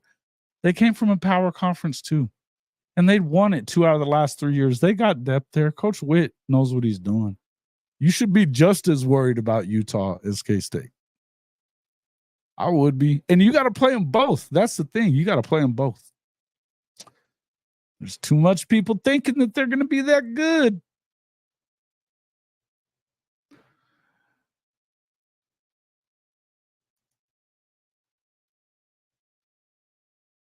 Oh. I mean, K-State, Chris Klieman, and he just wins. The guy just wins. I think that they've got the best lately. The more I think about it, I think that Kansas could be. I think that Kansas's depth is a little off, and I'm not sure what they're going to look like with their new coordinator. Just not sure. And with Jalen Daniels, you can't expect him to stay for the whole year. If you could, I like them. But I also think that Iowa State is going to be right there in the mix. Utah's going to be right there in the mix. Utah, K-State, Iowa State. UCF is probably going to be a big pain in the ass. KJ Jefferson's a bad dude. And they're going to run just the kind of offense that'll work really well for him. And they were busy in the portal and did better than they're used to doing. And Gus is going to make it just gimmicky enough to make it hard for everybody in the Big 12. Wouldn't be that surprised if they made a run at it too.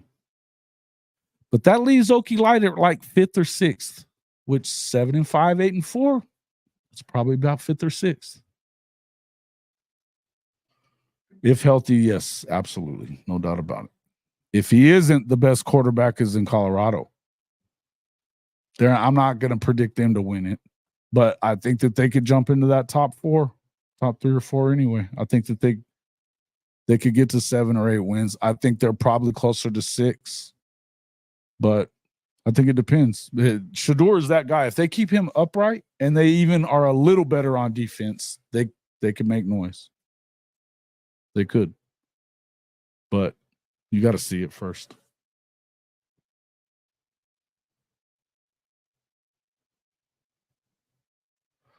Well, we'll see. But that's the thing is they've had a year to go without having a fully healthy We'll have to see, man. Cam has to be. I think that if I'm not worried so much about, I think to win the biggest games, you're probably going to need Cam to be that guy and be healthy. But I even think the thing about Cam isn't, it's not that he's so much better than everybody physically, because that's not the case at all. In fact, I don't think it's ever been the case with him. It's that he is that moxie. He balls out. He kind of reminds you of like Baker Mayfield, that he just doesn't like losing and he will go win however he has to. I like Cam Rising for that. But I agree that he has to be able to he has to be somewhat healthy. Yeah. Yeah.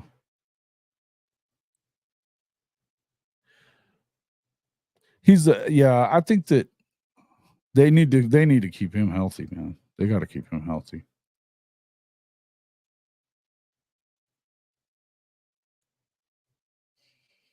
I don't know about that. They added a lot of guys. T Boomer, I don't know, man. And they've got a different offensive line coach in there now. He came from Oklahoma.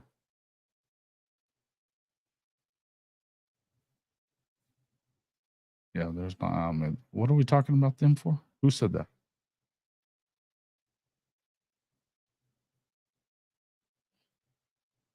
All right, we'll see you later, Coach. Yeah, we need to talk about the Irish a little bit tomorrow on the show. We'll have to get into that. Yeah, we're not worried about Mizzou, dude. Don't even bring them up. Don't want to talk about them.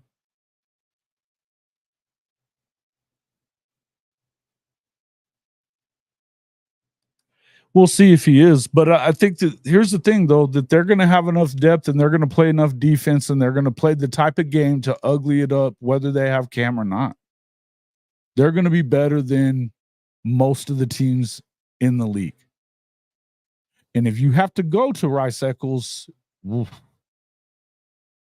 doesn't have a ton of people in there. It's small, but that place gets rowdy. They love their, hey, man, we're going to have to talk to Wild Ute on here. We'll get him on. I need to get him and Cody and do some Big 12 preview here coming up pretty soon. But because I think that the bottom line with the whole league, I think it's going to cannibalize itself. I think you're going to probably have a couple of 9-3 teams, maybe a 10-2 and a 9-3. But there's going to be a lot of weird little tiebreakers, and I don't know that that's really good for it. I think every other few years you might get a second team to get in. But I think they got to figure out this G5 deal. You got to stop having a G5 auto qualifier. I don't want it. I don't like it. I don't like it. There should not be any auto qualifiers, by the way. To me, the best way to go about this is just if you want to really have a national champion, put the best teams, the best 12. Who gives a shit where they're from? Put the best 12 teams in it. But the G5 guys, they need to be doing their own thing. I think a lot of this is going to work itself out that way, but we'll see.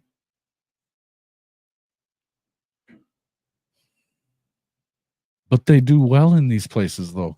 You guys are grasping at straws, Trent. You're grasping at straws about why you think Utah. You don't want Utah to be what they are, so you're grasping at straws about it. Coach Witt is a better coach than Coach Gundy. Period. I know you guys love Mike Gundy. He's not better than Kyle Whittingham. He's not.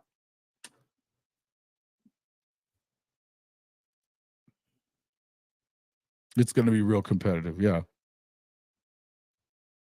It's going to be a good game. And I mean, hey, look, would I be super surprised if Oklahoma State won it? No, it's at home. You should win the game.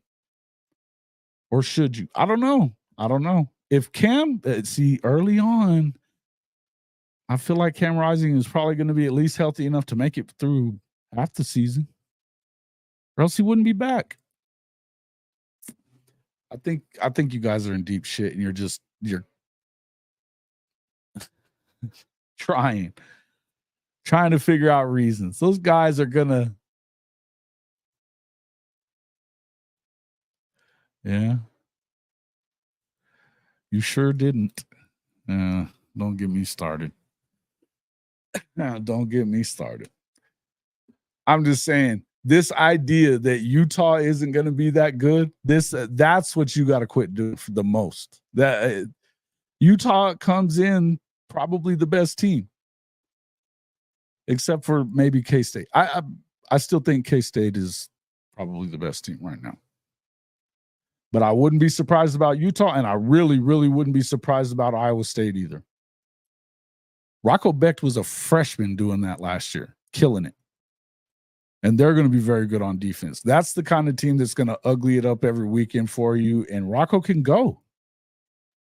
I like him a lot better than I like that quarterback in Stillwater.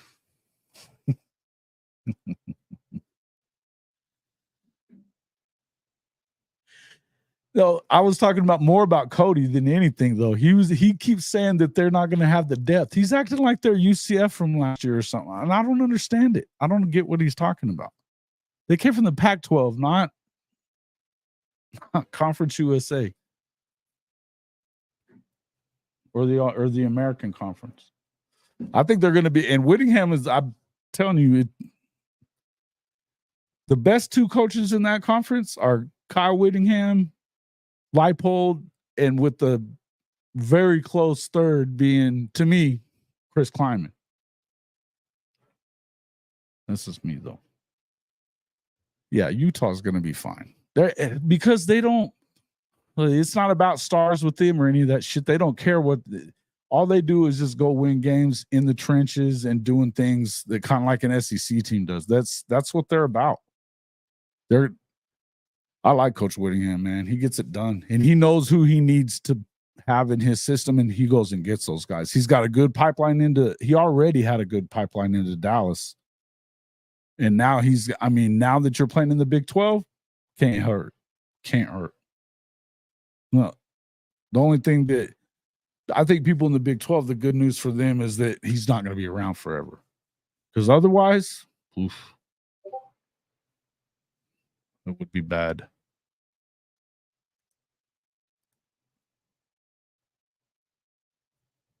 Texas Tech. Taco Tech. Yeah, I don't know about that Ryman Lemon. I'm going to have to see it first. Old Tech. I mean, I like who they got. I like their quarterback situation. I think Baron Morton, I don't know that he's better than Tyler Shuck was, but Tyler Shuck was never healthy, so it didn't matter. But Baron Morton struggled to stay healthy whenever he got in the last couple of years too, so we're going to find out. But to me, I don't know, bro. I don't know. I'm not going to. Micah Hudson's a stud. He's a freshman. They've got a good running back. I don't know. I'm not huge on their coordinator, though. I mean, they all do the same thing there, but I just not big on him.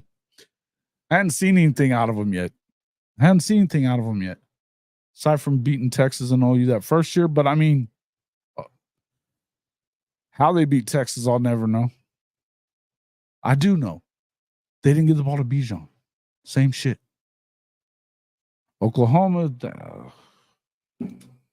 no defense, and then that camera went out on that freaking right field goal post at the very end of the game in the overtime. Something happened to that camera. Sure looked good from the back.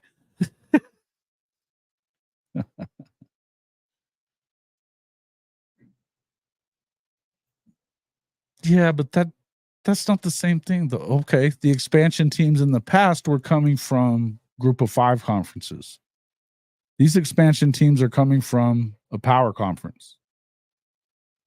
And Utah and Arizona actually were right near the top of that power conference. I mean, Arizona, I don't know about them. I think that changing the staff, I like Fafita and McMillan. I think McMillan may be the best receiver in the country. But because he's got speed and he's big, he just catches everything at the high point. I like that kid. I like Fafita too, but I just don't know. I don't know about this coach, man. when you change your coaching staff, I think you kind of have to have a step back. It's going to be tough to do it, but we'll find out a lot about them right early on because they've got what? Well, they've got Kansas State early, right, Emilio? And like game 2 or the first game of the conference anywhere or something like that.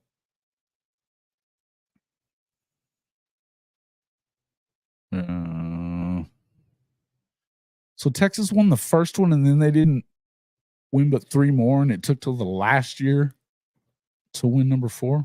Damn, sucks to be Texas. Sure. Hey, what's up there, Bishop Frank? Good to see you, man.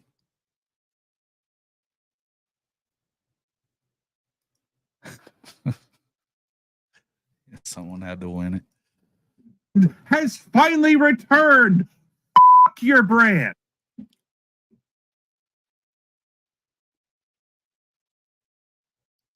Is it? I'm struggling to understand why they did things like that with this schedule. The schedule was weird anyway, and I know that, man, Fitzy was pissed off about that, the way that they did the schedule. But I don't understand why you did that. Made it a non-con. Why? Why? There you go.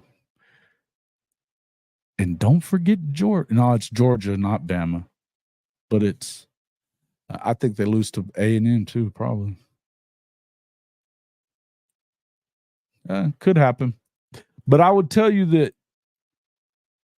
yeah, listen, I still think K-State is probably the best. I think they've got offensively, plus, I mean, because man, I'm telling you, I like this quarterback more and more. Every time I see him, Avery's a stud.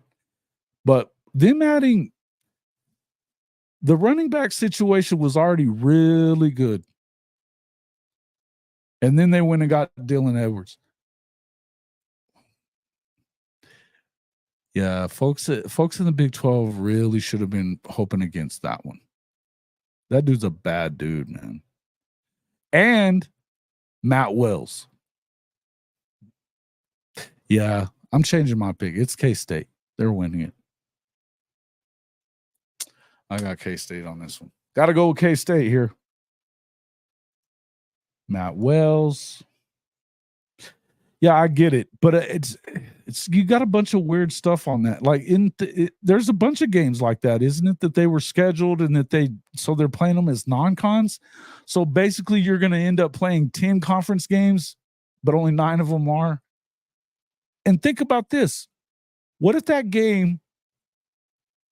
somehow you were tied with Arizona at the end of the year, but you beat them? That's not going to count. It could go to a different tiebreaker, and you get knocked out of the conference championship game because of it. Y'all will be pissed as hell. But hey, they do change the rules at the end of the season in the Big 12. We do know that. Oh, it's never too late, Steele. Never too late.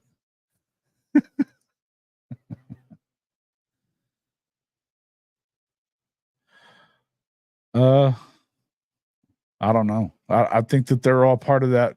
No, I don't know what that is anymore. The Big 12 champion will be in the playoff and get a bye. So none of that, all that old stuff is kind of out the window, I think. Ryman Lemon, Tech and KSU for the Big 12 championship at Jerry World. It's not a quick reversal. I was saying K-State or Utah. I would still kind of stick in there. I wouldn't be surprised about Iowa State getting in it. I'm not picking Tech. They got to show me. And I like Joey McGuire. I think that he's done a great job recruiting. I still got to see it. I got to see it. Hudson's a stud, though.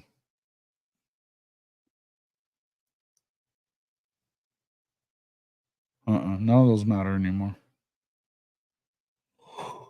I don't think so.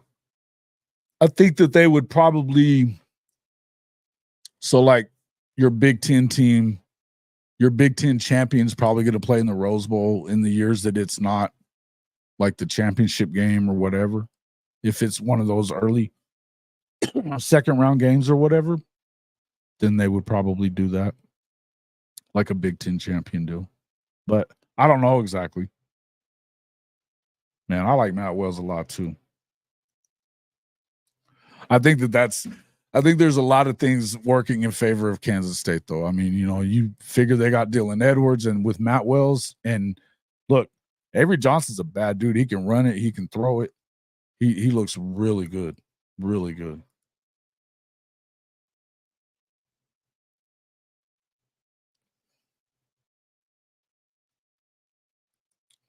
Were you talking about, Micah Hudson? Yeah, he might have. I don't think it was real serious, though. I haven't heard anything about him not being available. They all seem to think he's going to make an impact year one. The Rose Bowl was it was close to not getting into the playoff. They were balking at at everything that they were doing. They wanted to make sure it was going on at the same time.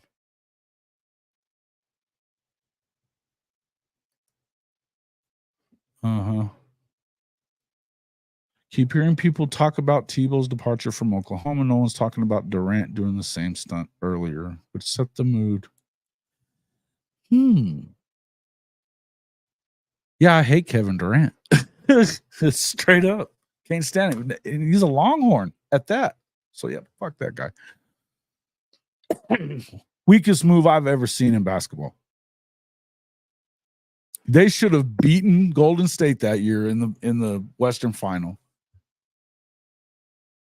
He didn't play very good over those last two games. They blamed it on Russ, and then he leaves to go to the team that just beat him to win his titles.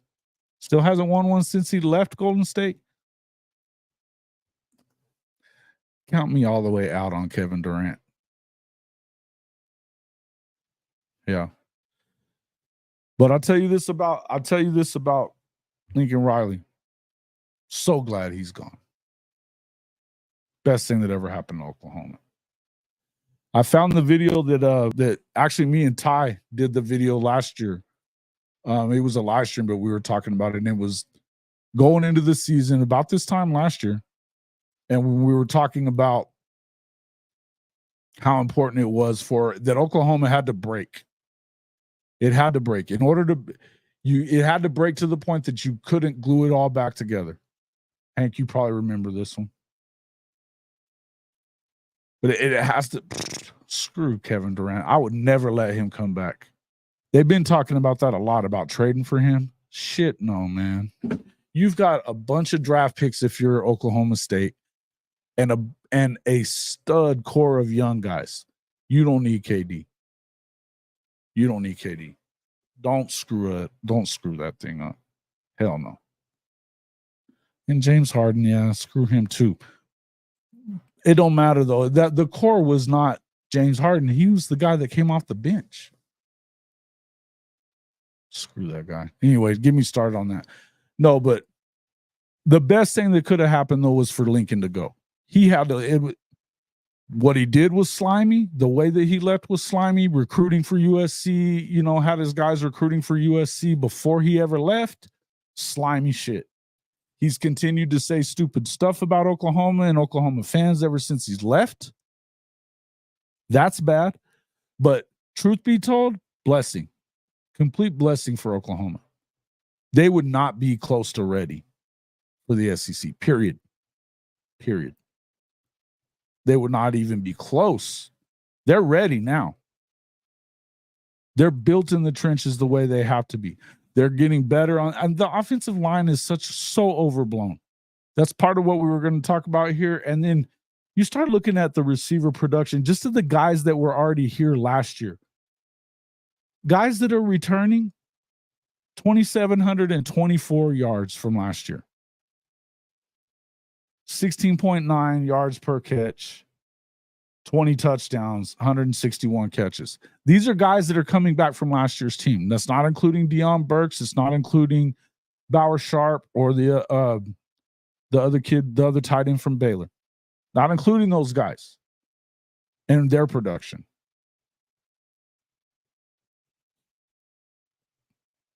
Texas, they got one guy that caught a ball from Quinn last year on that team. One. He caught 13 of them. Now, do I like Isaiah Bond? Yeah, I think Isaiah Bond's good. Amari Niblack's pretty good, but apparently he doesn't know the playbook. That's why he's not at Bama anymore. I don't know. Isaiah Bond didn't have a great. He had that game against Auburn, the Iron Bowl, that he and how many balls did he catch in that game? I don't know. But and then you got the kid from Houston who was good, but I don't know about him yet. And the kid from Oregon State, all these guys are supposedly really good, but they hadn't been around Quinn yet. They haven't been in this offense. But the thing is that I don't think that Texas, it's not offensively that I would even really worry about. I'm just saying that there has to be so many things that go right for Texas to be what they were last year when you lost 11 freaking players off that team to the draft.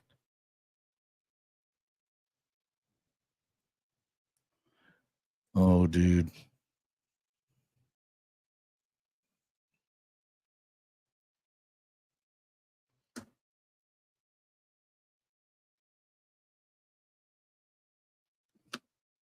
What do we? It is wild. I don't know that they believe in him fully. You're not going to hear guys like USCJ killing Lincoln forever and all the time. You're just not going to hear him do it. He's not that guy. I think that USCJ knows kind of, and then we know about like Prangley. He's full of shit. You know what I mean? It's not.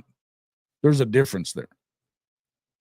But what you're not going to hear USCJ do is just sit there and be negative all the time. And look, I think they did a good job with their hires as far as getting the right guys in there, except that I feel like they went halfway and didn't get a new strength and conditioning guy in there, which you needed to do.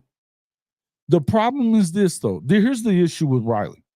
And it's an issue that he built on himself because of the fact that he's been so stubborn to make changes. And it's weird to me that you wouldn't change your conditioning coach too. But they're recruiting pretty well right now because of those defensive guys. They've got the kids that are all from the East Coast, from Georgia and Florida and stuff like that, right? Defensive guys. But if they go 7-5, which is a real possibility when you look at having to play in the cold, you've got to deal with Michigan on the road. You're going to have, Penn State, if they're better offensively, even though you get them at home, I don't know how much I believe in Penn State, but that's kind of a swing game for them. If they don't win that game against Penn State, they're in deep shit. Even though they don't have to play Ohio State and even though they don't have to play Oregon this year. But if you go 7-5, 8-4 even, you got a road game in Minnesota, whatever. You think those kids that are – Shawty talked about that he didn't even want to go – he didn't even go visit Notre Dame because he had just been to Boston College and froze his ass off up there being from Georgia. He was like, hell no, I'm not going over there. Don't want to go. Believe me, these Florida kids are going to be like, oh, wait. Not all of our games are going to be at home. We're going to have to go play in Minnesota or Maryland or Indiana in late November. Fuck that. Nope. They better win or they're going to be in trouble with those recruits. They're going to be in trouble with those recruits. And if you don't get better defensively and change their MO of who Lincoln Riley is, which is soft as baby shit, it's not going to work at SC. It's not going to work at SC like that. because that is not the way that they've won forever. They play defense and run your ass over with the best running backs the game's ever seen. Think about all the running backs that came out of Southern Cal. Think about, forget Reggie Bush. Think about way long before that. All those years, running backs. That's how they roll. Come on, Fight on Natties. You do see them going less than 9-3. Yes, you do. Yes, you do. I know you don't want to, but you see it.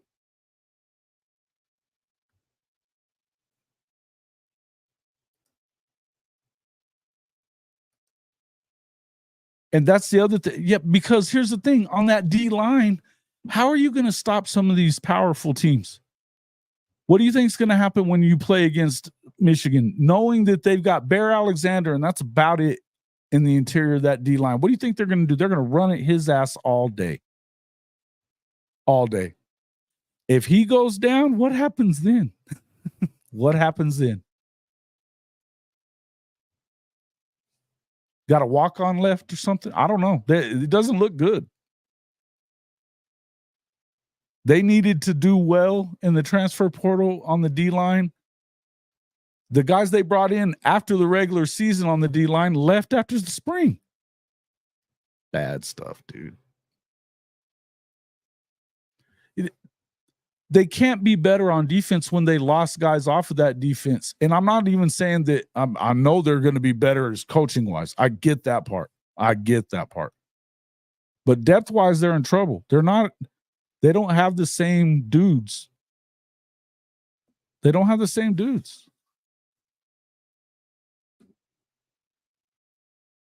I mean, you got to tell me why. Penn State going to run right up your ass too. Yeah, don't think about this. Colton Nickey loves to run the ball. That's what they love to do at Kansas. That offensive line, they do some weird shit with that old line and the way they block it, but it works. It works. Yep. If Penn State is better on offense, Penn State's a problem. Because they play defense.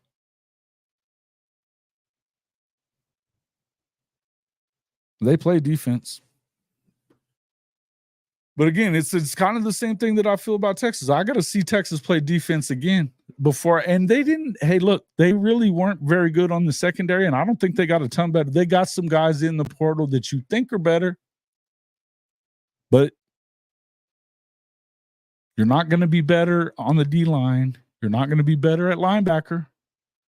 So it just got harder for an already not great secondary in Texas. I just don't buy it, man.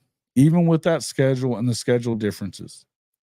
I could see it shaking out about the same, both of them being 9-3 or something like that. I could see that happening. But Oklahoma's 9-3 is going to look a lot different than Texas' 9-3. And let me ask you, if they go 8-4 or 7-5 with this team that's supposed to be set up to just dominate the freaking SEC, if you're listening to all these folks. What did Colin call him? Let's do this one more time.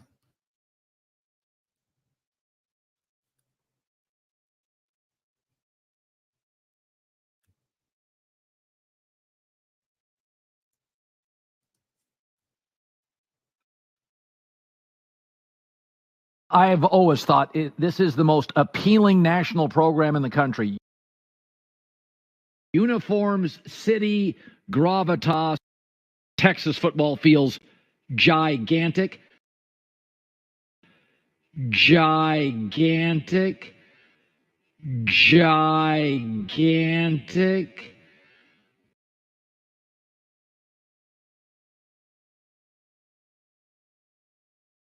I hate to be the bearer of bad news. Texas is built to win in the SEC. They've been built to win in the SEC since last season, and they've always had the identity to be a competitive roster at a national championship level. They got a really good chance to win it all this season. If you're looking at one of the most explosive teams in college football, you're talking about Texas, okay? Impressive. Most impressive. I didn't think I'd be saying it, but I think the time calls for it. Texas is officially back. Yeah, I think OU may be in for a bit of a rude awakening there at first. I certainly believe more in Texas the first couple of years in the SEC than I do Oklahoma. And I know Oklahoma's got better infrastructure, like just better history, but I am not a Brent Venables believer. He's a K-State guy. I am not a Brent Venables believer.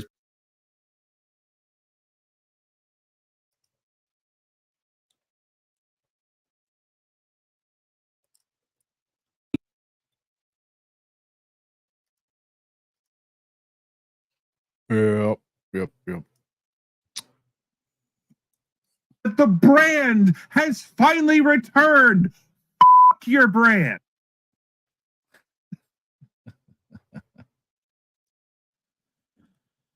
Yeah.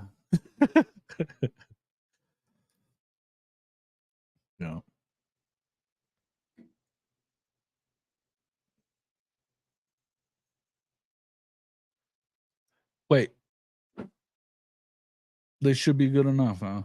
Benji, bro. You got to be better than that. You're going to have to tell me why, because I don't.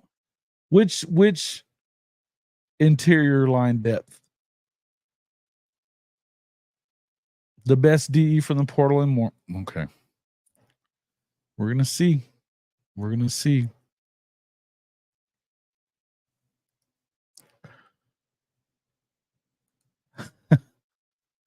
That's what you really think? Oh, I don't know. I think that he believes that Texas is his spot. And if he doesn't win, listen, here's the thing. If Sark doesn't get it done and become that guy at Texas, that's now 3 big-time college football programs that you couldn't do it at. Who the hell gives him another job? Why would you give him another head coaching job at that point? That's a major program like SC again. No way. No way. No way. No way. Get out of here. Lane probably would. But I don't know. I feel like, I got to tell you, I think that it's a better deal for both of those. Who the hell wants to play in the freaking cold in the Big Ten? It's never made a lot of sense to me. I mean, I get the whole connection to the Big Ten, playing those guys, whatever. It doesn't make a ton of sense to me that LA folks are going to be super excited about this Big Ten deal, aside from a few games here and there.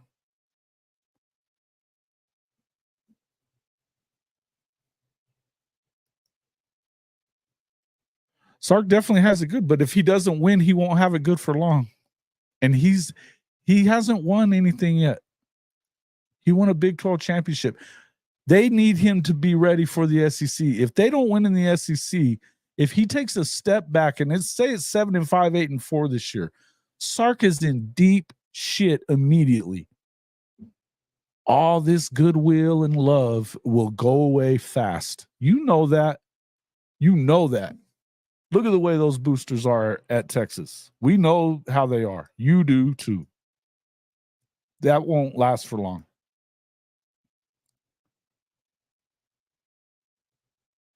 He resurrected you. He resurrected you, Dub. Oh, I wish that the stash was in here. I wish that the stash was in here. Yeah. Right. Maybe. They'll have that many, maybe. They might have that many when freaking Penn State comes. He's not a great head coach, though. That's the whole point, Ben. That's the whole point. He's not a great head coach. He's never proven that he has been. He's been at 3 major programs, and he's in 10 years worth of coaching, and he's won 10 games once. How can you say he's a good coach? You don't know that yet. You can say he's a great coordinator. You cannot say he's a great coach. He hasn't shown that yet. He has not shown that yet. Winning a watered down Big 12, which is exactly what it was, and with the watered down schedule that you didn't have to play everybody. It's not the same thing. And one time in the last 15 years, we got to see more out of Texas at period. Well, there was a lot of things going on. Yeah. Okay. I'm not gonna go in there on everything that Sark was doing. Look, I don't mess with him about the drinking. He's killed that one. He beat that demon. I think more power to him. I don't really mess with him about that one. But I got to tell you, I don't buy him. I just don't buy him.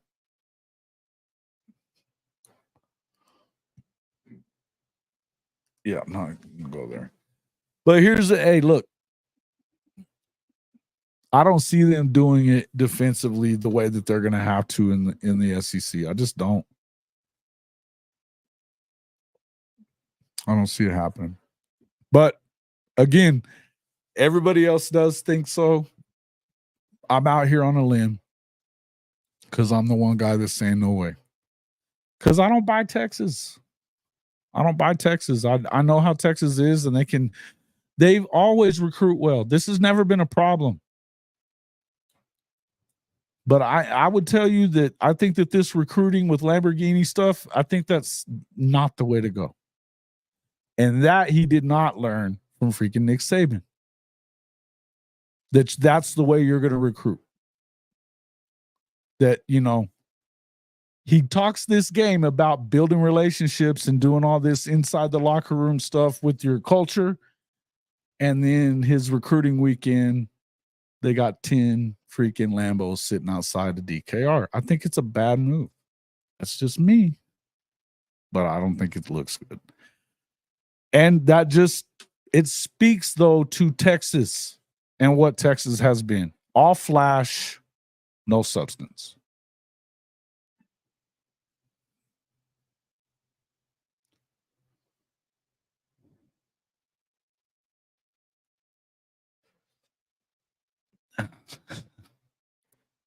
Again, I would tell you that, yeah, they finally won the Big 12. He won the Big 12. I'll give you that. He did. We'll see what happens over there.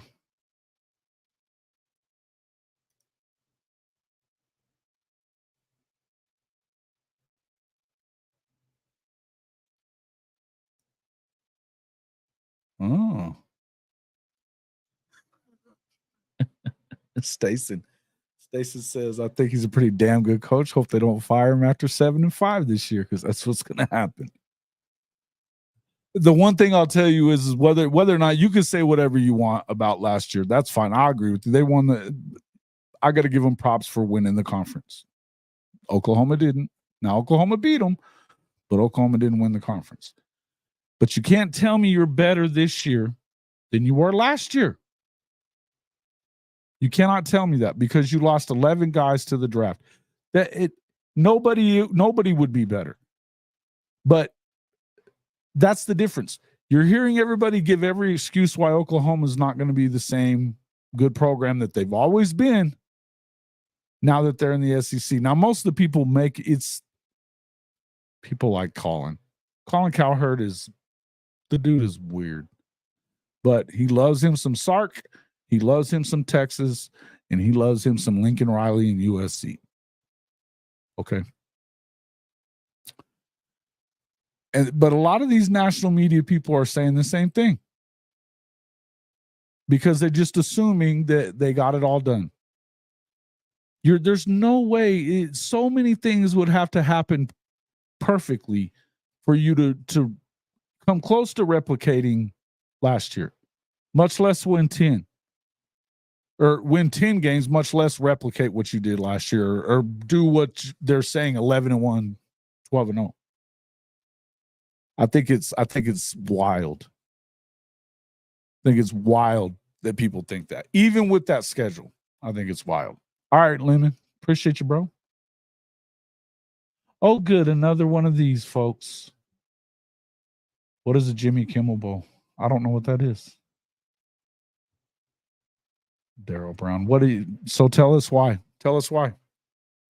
Since you're saying that. The brand has finally returned. F- your brand.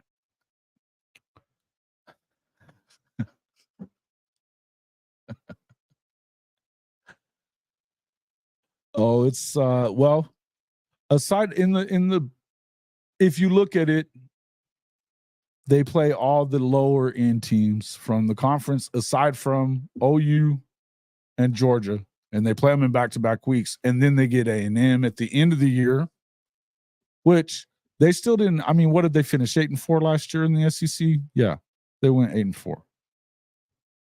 They weren't that close to like winning it or anything, but they did go 8-4. Yes, correct. But they play Vandy, where Oklahoma gets Missouri, they get Vandy. Where Oklahoma gets Ole Miss, they get Mississippi State. You know, they get Kentucky. I guess that's kind of matches up with South Carolina for us. But Oklahoma gets Tennessee at home, and then they get Alabama at home, but they get Ole Miss on the road. They get Mizzou on the road. They get LSU on the road. That's the difference in the SEC schedules. If Oklahoma has a 9-3 and they go 9-3, who's better? Who had a better record? It's guaranteed it's OU. Especially when OU's already beaten you. Oklahoma's going to win. You couldn't beat Oklahoma with those 11 draft picks. Yeah, I got to get out of here too, folks. It's time. We'll see what ends up happening. I'm just telling you that when it comes, I'm going to finish it off on this. This is where I'm at. And I said this kind of already, but let's just recap it. In the end, everybody is putting Texas out there like they are, of the Red River teams especially, OU's the other school coming into this league. OU won 10 more conference championships in the Big 12 than Texas did. Yes, it's different. These coaches right here. Yes, okay. Yep. We know what Brent Venables has done in his career, and we see the way that he's recruiting with a full team effort. Yeah, I mean, we're talking about you are recruiting a defense that they haven't had in a very long time, so, particularly with Riley, but it was going on even before that. Once he left is when things really turned the other way. Okay, good. You play in Ann Arbor too. I think that's a good one, but the problem is going to be that you have to that SEC schedule is not, it's not the same. It's not the same. Oklahoma, there's one team that has a tougher schedule than Oklahoma, Florida, when it comes to the SEC schedules. But in the end, this is the way that it's been put out there. And then you make these excuses about Oklahoma has the best offensive line coach in the country. They're talking about how it's a whole new offensive line. But it gets turned into their offensive line is bad. It's not bad. They've got a guard that came in that was a freshman All-American. They've got guys from the SEC. And, well, Michael Tarquin was at Florida. Then he was at SC. We'll see. Hopefully he's not the same guy that he was at. Hopefully he's the Florida guy, not the SC guy that was with Wiley. But it sounds like he's doing good. Jacob Sexton is that dude. They're good to go on the offensive line. They are. They're going to be good to go on the offensive line. Even depth-wise, the kids that are like the redshirt freshmen that would be the backups, guys like Jake Taylor and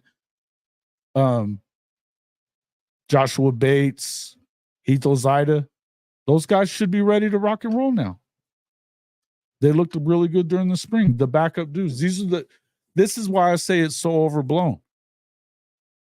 I don't think it's a depth issue either. And they're recruiting towards the right way. The bottom line is when you start looking at it, and then they're saying the same thing, and they're giving Texas immediate love over Alabama, which is crazy to me. When Alabama still has the same amount of talent. They have the number one talent roster still today in the country, period. And they have a new coach that in his career as a head coach is 104-13. The last loss was in the national championship game at Washington. Hey, again, far be it for me to be the dude that's going to predict the downfall of Alabama, because I'm not doing it. Not doing it.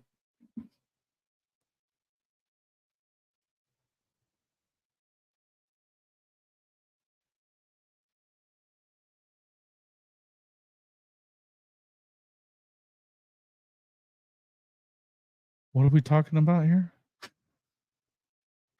Oh, DCP stories. You're coming in talking shit. Did you just call me a bum? Oh, no. Time out for you. You ain't got to like it. You ain't got to like it. The brand has finally And yes, returned. I'm biased. I hate Texas. Your brand. I hate Texas. Yes, I'm going to say it. But tell me I'm wrong about any of this shit. Prove me wrong about something.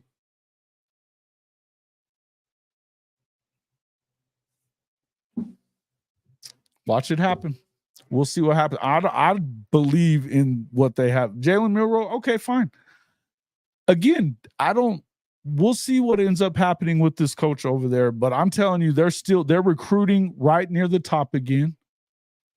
They're recruiting right near the top again with this guy. They're number one in the transfer portal in the SEC. So even though they lost the players that they lost early on when Saban left, which is understandable, Julian Sayin left, Caleb Downs left, okay? The questions that I have is, can their defensive staff, will it do the things that Nick Saban did? I don't know. That's the question. I mean, listen, I have the same question about all offensive-minded coaches. Because you got to see it.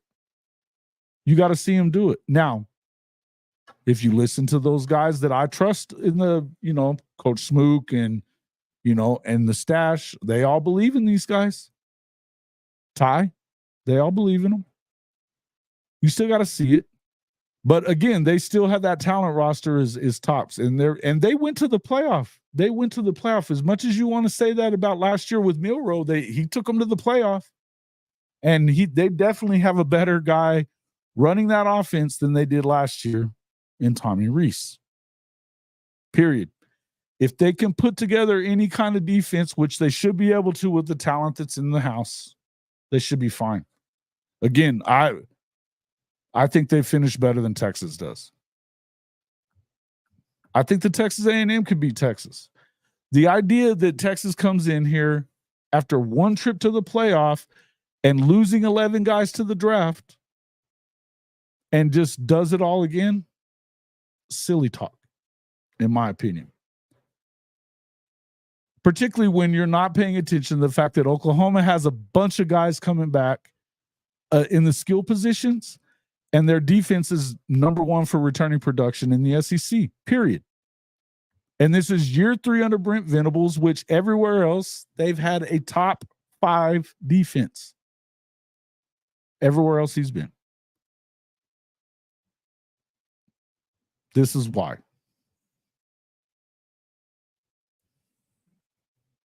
There you go.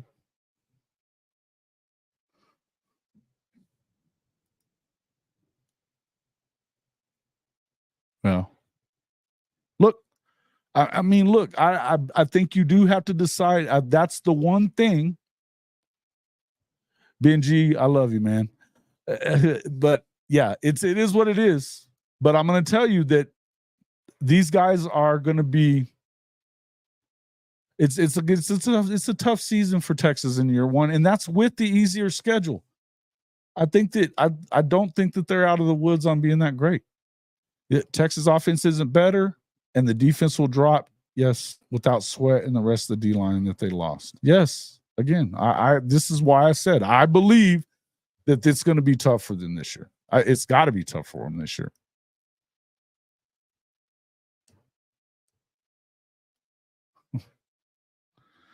But anyway, we'll see, man.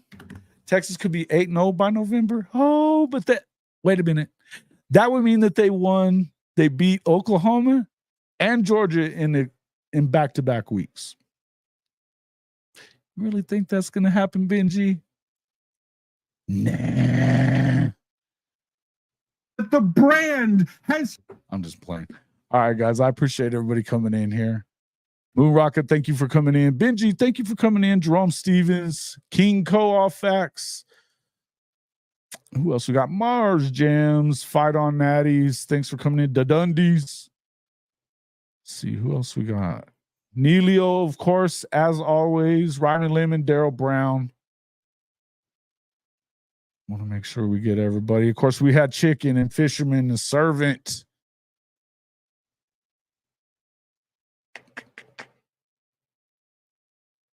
Mars Jams, my man. Let's see who else we got. Shoddy, of course, was in here. Fight on Natties was in here. Bishop Frank, Jimmy Satterfield. Man, we had a crew in here today. Steele, Stephen G. Trent even rolled in here today, and he hates me. Steele, let's see. I don't want to miss anybody. Looks like I've got most of them. Go back to the guys. Oh, Coach was, of course, in here as well. Hey, we don't want to forget Big Mike Boganowski as well. Stink ass cat. Sooner fan 71. Let's see who else we got. Coach Ricks. Don't want to forget Coach Ricks either. Let's see. Boom Squad. Hey, man, we appreciate all you guys showing up. Ron Brown. Even old Ran Rodriguez. Nah, I really don't appreciate him that much. He's a chump. But Georgia Boy, Sooner, Fisherman. Let's see if I forgot anybody. My bad. T-Boomer. Hey, congratulations to you and your wife on her being cancer-free. Awesome stuff, man. Excited for you on that one. MWG. Anybody else? Let's see. If I missed you, my bad. Servant, thank you for coming in. Guys, Sharpshooter. I knew there was a couple that I was going to miss. Eric Reheard. Yep. I just might as well go back through all of them. Our Moosehead. All right, guys. Yeah, I appreciate everybody coming in. Make sure that you hit that like button if you haven't already done that. We had a lot of folks in here. I hadn't even really checked how many we had as far as likes are concerned. If you didn't hit that like button, man, don't be that guy. Make sure you do that. Become a subscriber if you haven't already done it. Guys, if you want to help the show, a big way to do that is to, hey, go in there and check out Mint Mobile. Get 3 months of unlimited talk, text, and data for just $45 on the nation's largest 5G network. It's trymintmobile.com/HOF. That definitely helps the program as one of our sponsors. But I'll tell you this. I switched over completely, and you can try it out for 3 months and keep your other service. You don't have to get rid of one to get the other. You use the same phone you have. They do a digital eSIM card. It's a second line on there so that you can test it out and make sure it works the way that you want it to before you switch over completely. Like I said, at $15 a month for the first 3 months, great deal. Check it out. trymintmobile.com/HOF. You'll thank me later. Our official show merchandise. Yeah, jump up there and grab some of that awesome stuff in our merch store. I'm having to repopulate it because they changed a lot of stuff up.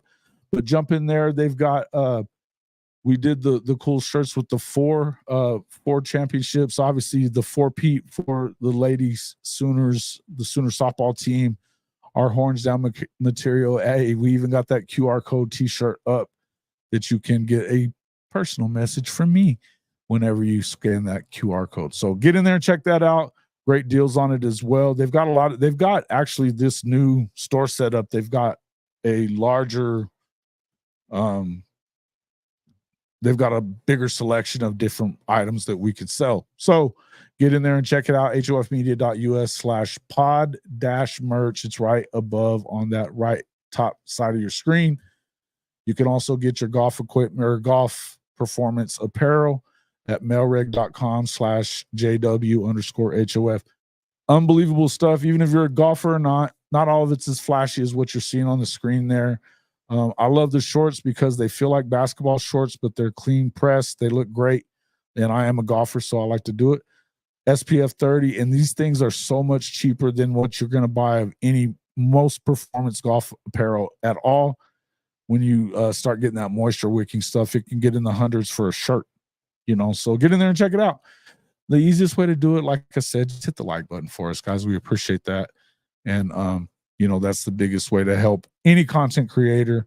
I thank everybody for coming in here and spending your morning with me and talking ball, because this is what we like to do around here. So, hey, make sure you hit that like button, subscribe, share with your friends. See you on the next one.